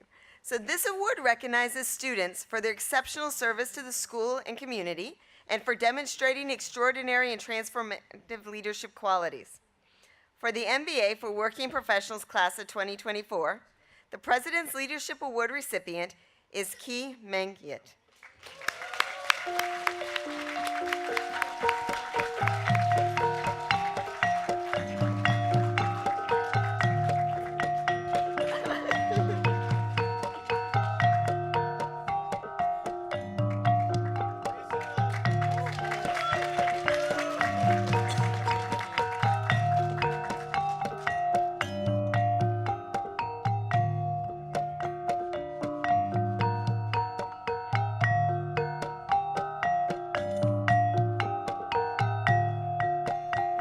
Congratulations, Jason. From the class of MBA full-time 2024, the President's Leadership Award recipient is Raymond Pang Region.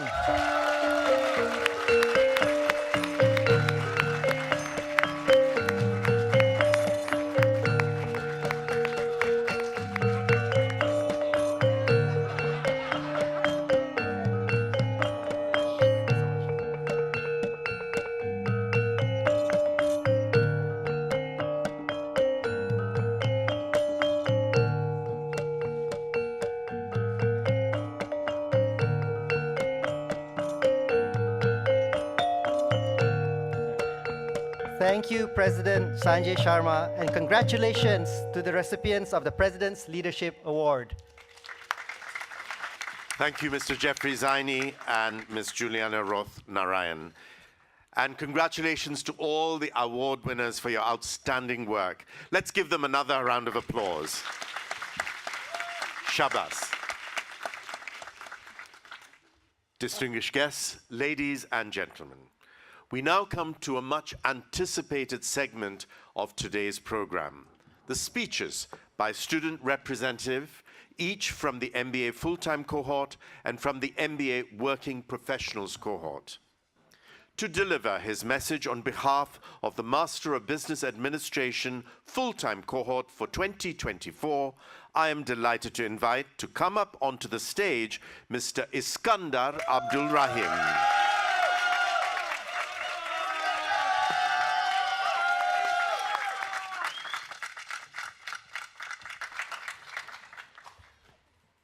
Test. Thank you, guys. Bismillahirrahmanirrahim. Good morning, good afternoon to our esteemed Asia School of Business co-chairs, Tan Srizati, Professor Athanasios, our CEO, President and Dean, Professor Sanjay Sharma, our esteemed guest, Robin Chase, members of the ASB Senate, Board of Governors, distinguished faculty, staff, honored guests, cherished family members, and friends. Your presence on this meaningful day is deeply appreciated. Class of 2024. Congratulations, guys. Give them a big round of applause. Come on, guys.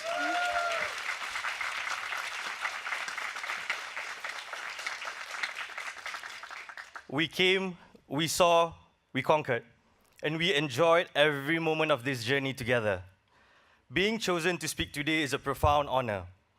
Each of us, we have a unique story, and capturing the essence of our hard work is not an easy task. While I considered using ChatGPT, I realized that it wouldn't capture the true spirit of our journey. Some of you might know the basics of our MBA program, but today I'm going to share the real stories, the ups and downs, the behind-the-scenes moments that truly define our journey. So here is my attempt to encapsulate what makes the class of 2024 extraordinary. Let's rewind back to 22nd August 2022, our first day of immersion, our first face-to-face meeting, and after months of LinkedIn stalking. We pretended we hadn't done that by asking, "Hi, what's your background? Where are you from?" It's all on the internet already, right? But that day marked the beginning of our commitment to this journey.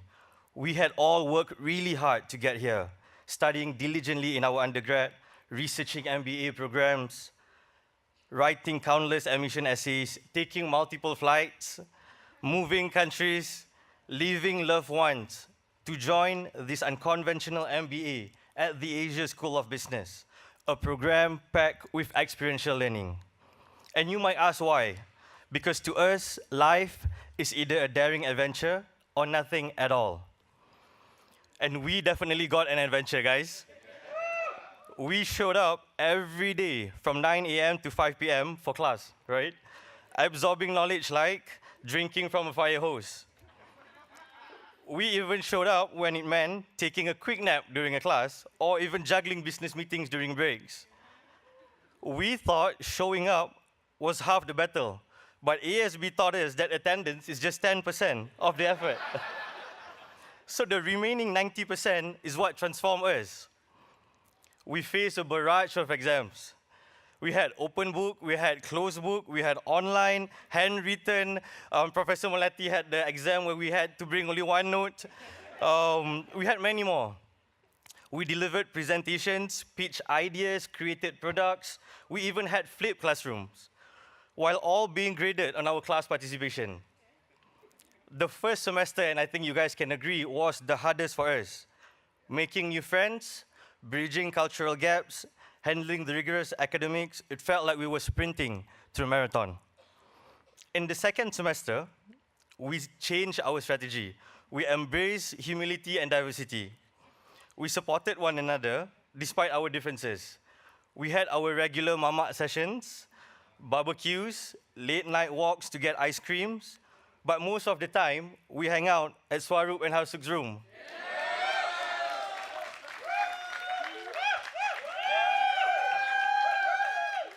And you want to know why? Because this is the place where people gather, they cook and eat together, just like a family.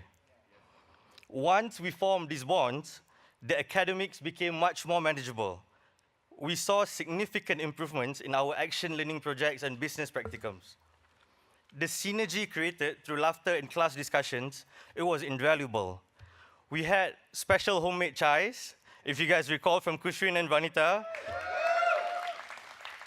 just to help us get through the classes. Now we learned that we had to do it together to finish this marathon. From the third semester onwards, it was all about creating lasting memories. We flew to Boston for the MIT immersion. We ventured to Abu Dhabi and Dubai for the industry track. We visited Hong Kong, Bangkok, and India for career tracks. We even had our own getaways. We went to Bali, Ipoh, and also Perlis. The academic rigor remained the same, but this time we tackled it together as a class. We leveraged our strengths and were not shy to ask and also offer help. We certainly can't forget working through the night together, figuring out how to calculate waiting times in operations management, drawing countless loops for system dynamics, optimizing the number of hospitals that can do kidney transplants for DMD, strategizing the use of call and put options. This is for advanced financial management. Apart from academics, we showed up at each other's events. We had Vlad, who championed entrepreneurship activities. Raymond and Vanita kept on organizing cultural events, Raya, Diwali, Chinese New Year, movie nights, dance nights, you name it, we have it all. A lot of fun and goofy times together. One that I will always remember, we celebrated the Holi Festival, where we smeared bright colors on friends. We were convinced, we could wash the color away because we had presentation the next day. But of course, that didn't happen, right? So many of us look exactly like Smurfs. 20 months is a long time. We've seen each other at our best and also at our worst. Our roles as parents, spouses, and children were definitely tested along the way. We faced personal losses, we juggled our studies with our children's education, and struggled to manage our family responsibilities. Sometimes we felt defeated, but we never lost our commitment and motivation despite these challenges. We supported each other through tough times, becoming cheerleaders for one another, just like a family as well. Class of 2024, whenever you look back at these moments we spent together, I hope you will always remember the bonds we form, the friendships that grew stronger every day, and the people that were once strangers, now we can call family. Today is the day we have been eagerly anticipating, the culmination of our hard work. And it wouldn't have been possible without the support of everyone in this room. On behalf of the class of 2024, I extend our deepest gratitude to our family members, significant others, mentors, and the entire ASB community. I'm going to try my best to call out everyone, but this includes our lovely faculty,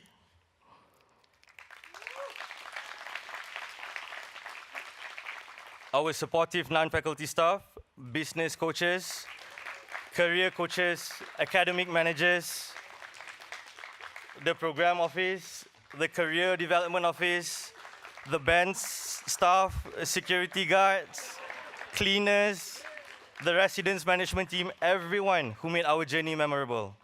Let's give them a big round of applause, guys.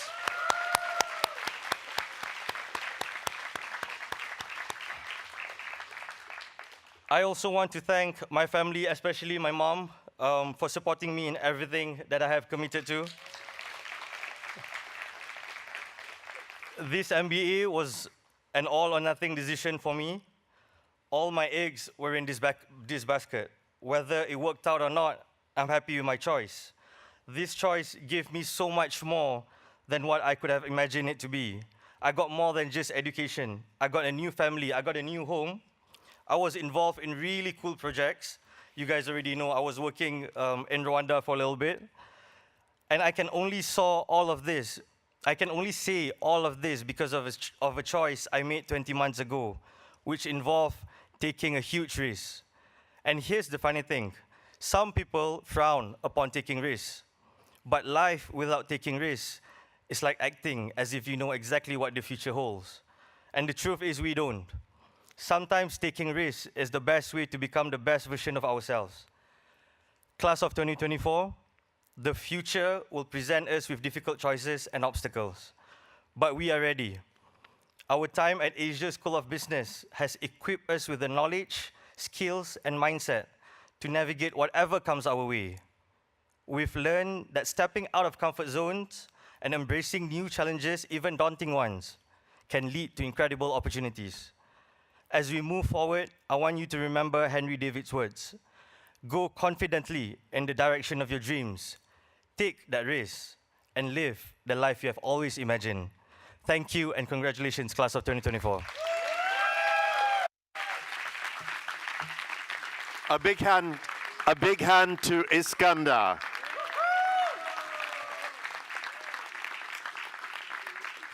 What a wonderful, energetic, and eloquent speech, beautifully exhibiting one of the key skills that Professor Robin Chase emphasized, the power of storytelling. And it was wonderful to learn of the benefits of LinkedIn stalking and this unconventional, experiential, jet-set MBA. Thank you for giving us your insights into that and how you've supported each other and also shared barbecues, chai, and mama meals. Once again, congratulations, the whole class and Iskandar. And now, ladies and gentlemen, to deliver his message on behalf of the Master of Business Administration, Working Professionals cohort, it gives me great pleasure to invite Mr. Azmarin Johari.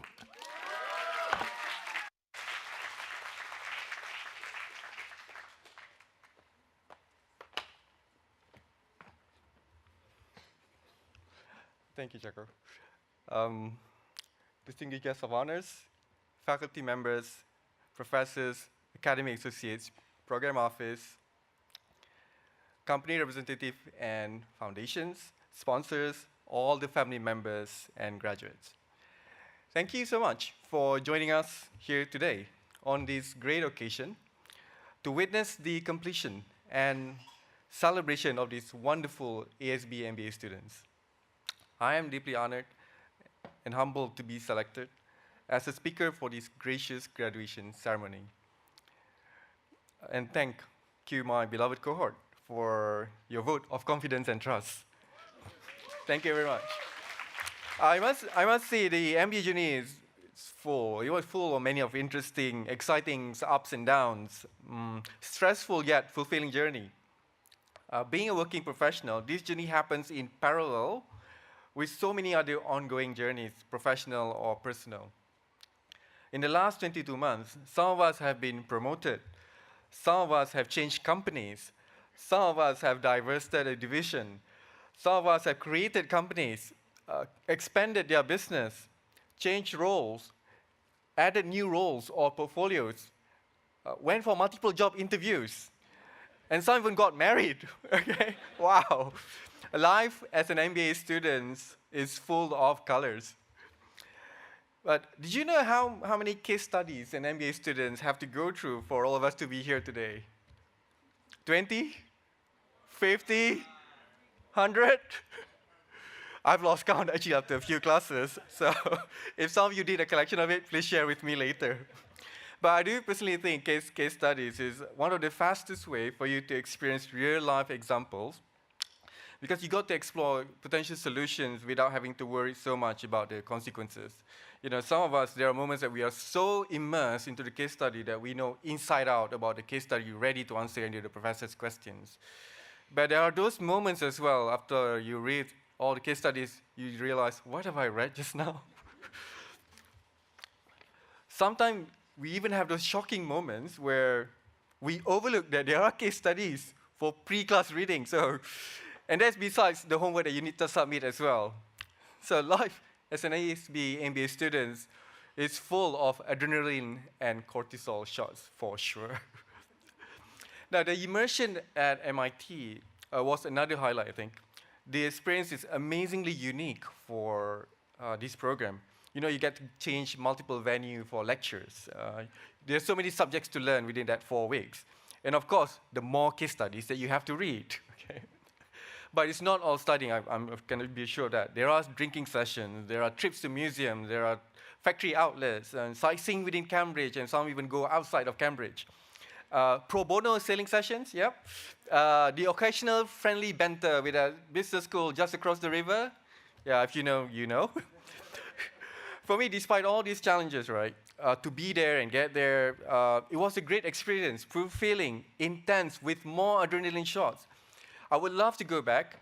Many would love to go back for the Boston's lobsters. And the knowledge too, of course. Okay. So life as an ISB MBA student is well balanced. There are many other unique activities within this program. You get that business practicum, you get that mini projects, you try to solve many complex interconnected symptoms within a few days. And it's not an easy task. The truth is, behind any of this final presentation, there are a lot of dramas, there are a lot of opinions, there are a lot of disagreements. Because all of us, after 22 months, are really hypercritical of many things, right? Because we want to make sure that output, the quality of it, is well deserved. Ultimately, you find yourself upgraded to a different level of knowledge and confidence and experience.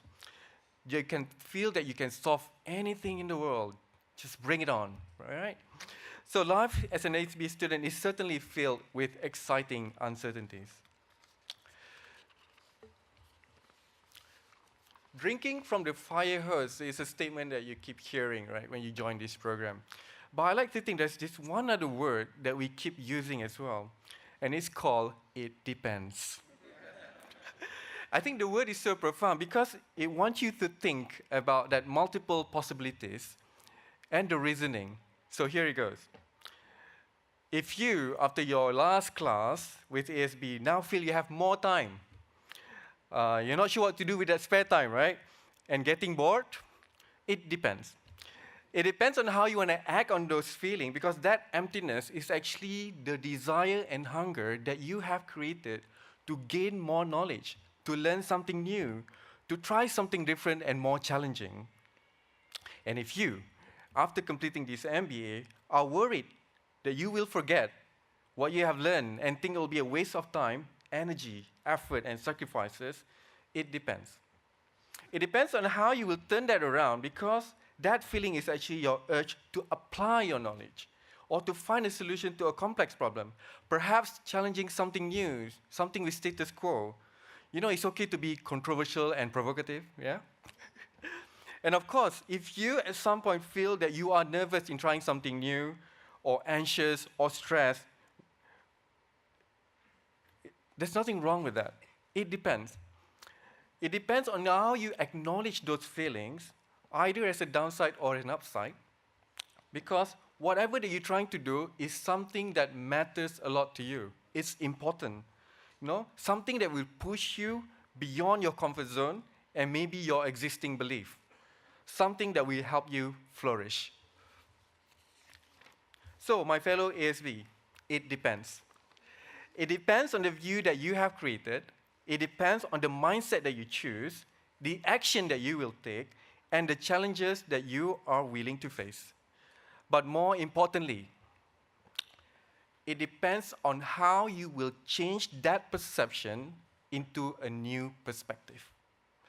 The world ahead is full of uncertainties, with many unprecedented events, technological advancements. When you are faced with insurmountable odds, your limits will be tested. Physically, mentally, spiritually, and emotionally. But I believe the blood, the sweat, and tears that you have put into this MBA program are proof of your commitment and perseverance, not only to satisfy your intellectual curiosity and your inquisitive mind, but to prepare you to overcome many more obstacles ahead. So think of it like a small challenges, like a small nudge, because sometimes it's that small nudge that causes the avalanche of disruption. So on this momentous occasion, I want to express my deepest appreciation and thank you to many of you, especially my wife, Zuliana, and my children, Erina, Iskandar, and Kara, for all the sacrifices, support, and love, and that healthy and tasty food. Without it, I wouldn't have made it this far. Honestly, I wanted to quit a few times, but you kept me on this path. Thank you very much. I love you all so much.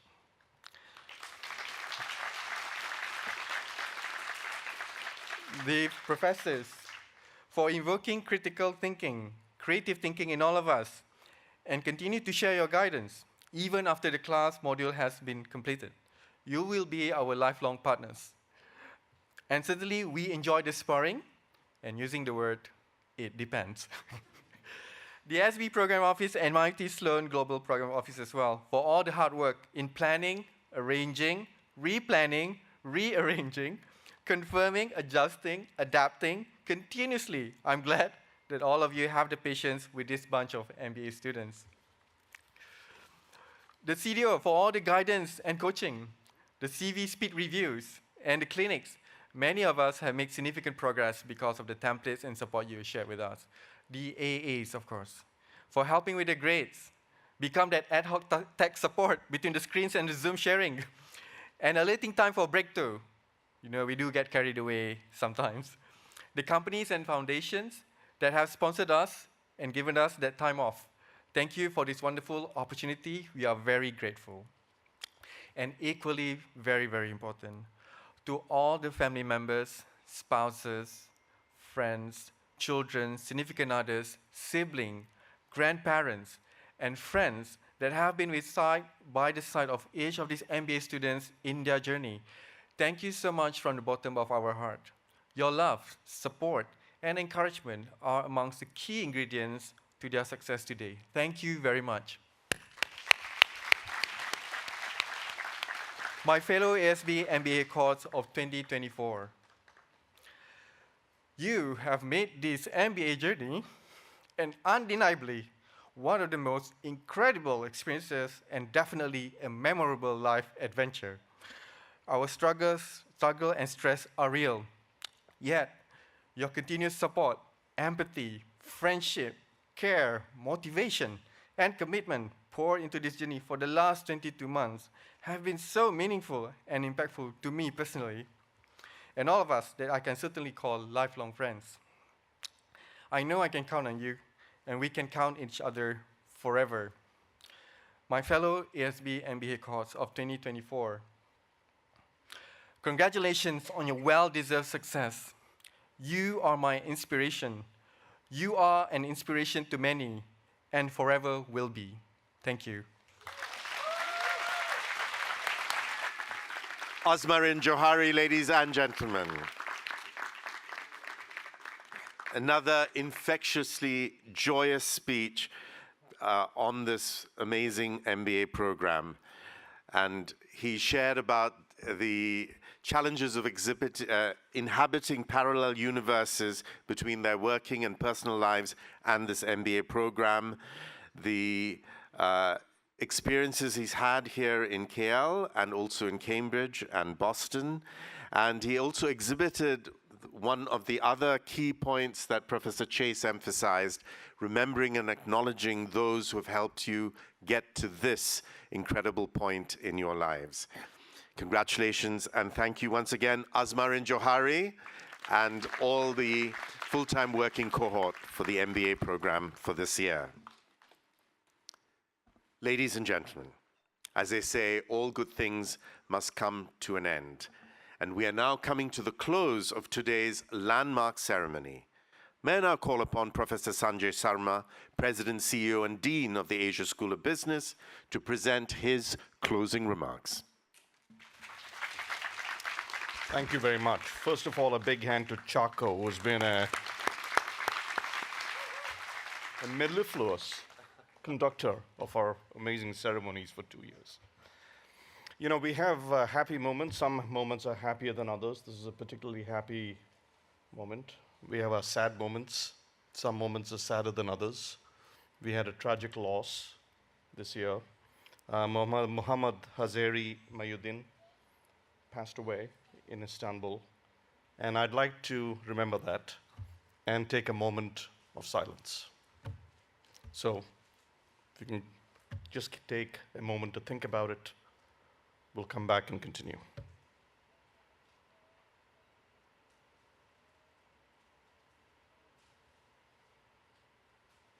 Thank you. So I wanted to thank, first of all, Robin for her amazing thoughts. And she came all the way from Cambridge and gave us inspiring words on caring and changing and reinvention and resiliency and absorbing and mastering change and doing the right thing while you're doing all the amazing things that you will do in your lives. This is a very special time, as I said, an interesting time. And what's happening is that there is a dam to progress.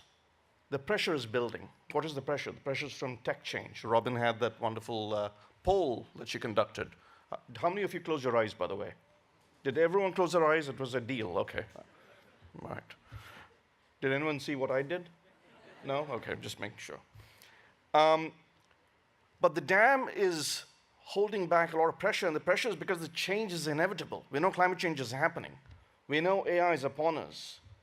We know that companies are going to have to reinvent themselves. Governments are going to have to reinvent themselves. Nations, standards, United Nations, intergovernmental agencies are going to have to figure out how AI is going to impact the future of work, or what happens to people in islands that are slowly vanishing.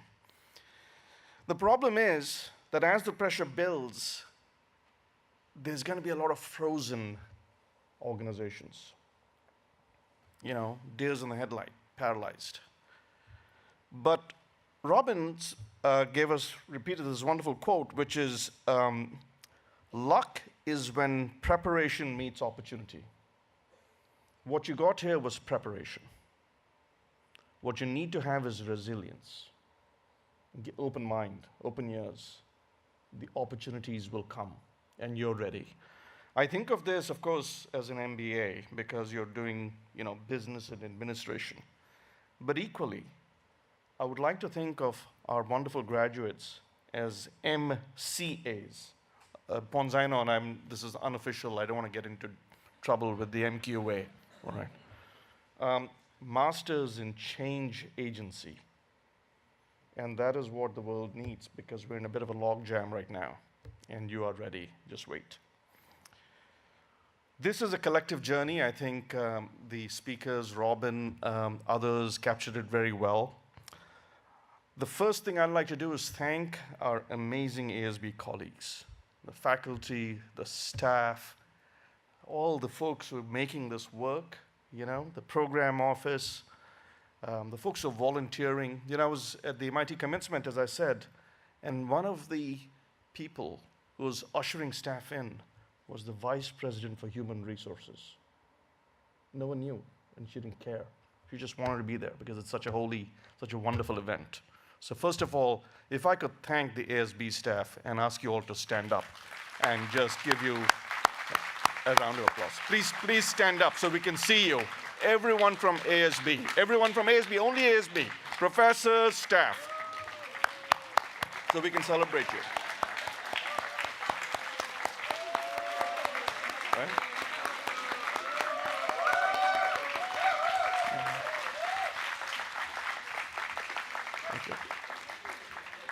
Thank you. The second thing I want to say is that universities, and in fact we have a very distinguished visitor and colleague here, Professor Shailendra Mehta, have a long history. I mean, human society has concocted this thing called education.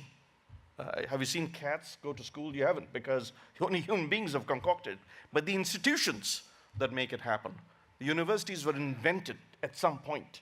And this is a tradition that goes back thousands of 2,000 years, perhaps. But universities have governance. We have people whose generosity makes it happen. We have donors. We have friends. We have the people who make and run this entity. And so for that, I'd like to thank a few very important people and categories of people. I'd like to thank Bank Nagara, which is a central bank. Very rare for a central bank to do something like this. It's very visionary, actually. We have an amazing set of directors. Our board of directors is here. Our board of governors is here. And frankly, if there is one person that this entity would not exist were it not for her presence, it is Tanshri Zeti. And I want to recognize. So I would like to recognize the board of directors, Bank Nagara, board of governors, Tanshri Zeti, Athanasu is also our co-chair of our board of governors, and everyone who made this possible. So thank you. I'd like to thank Robin for coming all the way based on a text. We literally texted. And she upped and came here because of her passion for what you can do and what we do. So thank you, Robin. And finally, and perhaps most importantly, not all of you are with your families here, but a lot of families are here, and they're all families for all of you. And I would like to extend a very warm thank you. And if you can, for example, I recognize some of the folks here from their features. I see your moms there, back from Pakistan, right? If you could stand up. If you're a family member, a friend, a colleague, someone who's supporting a sponsor, if you can stand up, we would like to thank you personally. Please stand up. Children, brothers, siblings, anyone.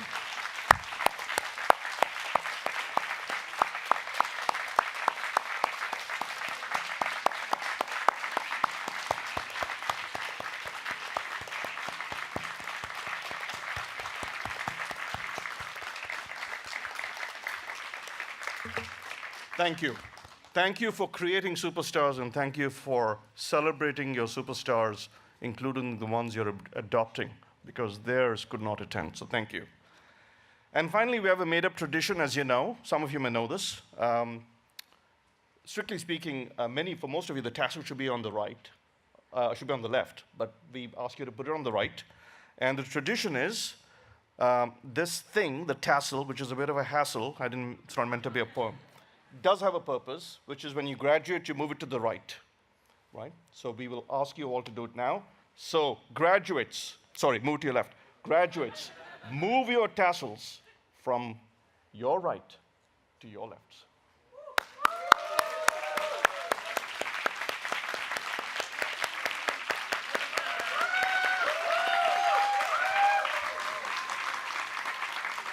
And remember this may not be a first degree, but this is the beginning of reinvention of you, the planet, and on all else. So thank you all.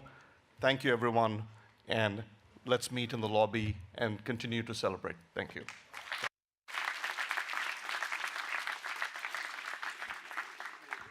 Thank you, Professor Sarma. And what a beautiful thank you speech. ASB is obviously a school with a lot of heart. Well, ladies and gentlemen, let's once again congratulate and say Shabas to all the Master of Business Administration graduates of the Asia School of Business. Bravo. The procession out will now begin. Ladies and gentlemen, please be upstanding. I invite the mace bearer to lead the main procession for today's Master of Business Administration for full-time and working professionals Convocation of the Asia School of Business 2024 out of this Khazana Nacional Auditorium, comprising our dignitaries together with the Board of Governors and Board of Directors. The Board of Governors and Board of Directors of the school may now proceed out.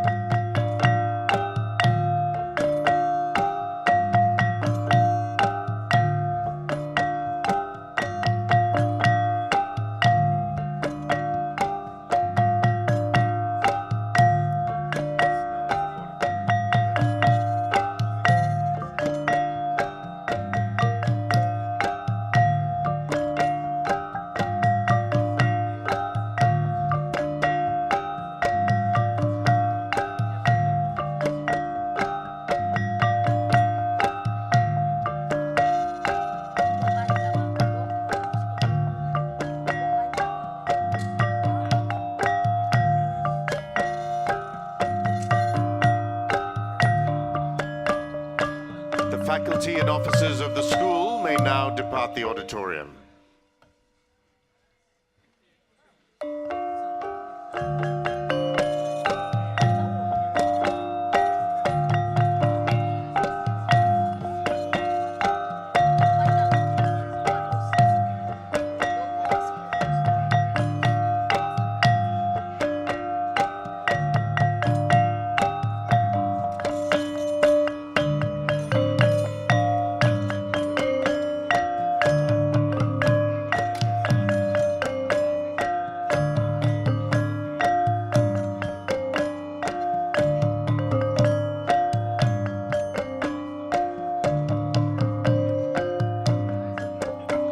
Master of Business Administration graduates, you may head out now to the ceremonial entrance for the photography session. Congratulations once again.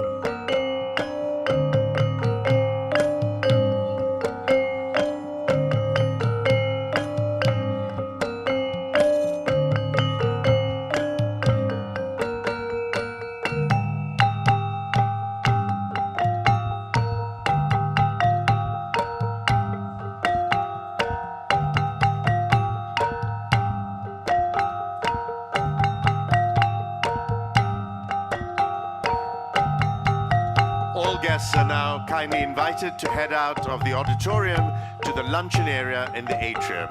I'm Chako George Vadaketh. It has been a pleasure and a privilege to guide you this morning. Please have a very good afternoon.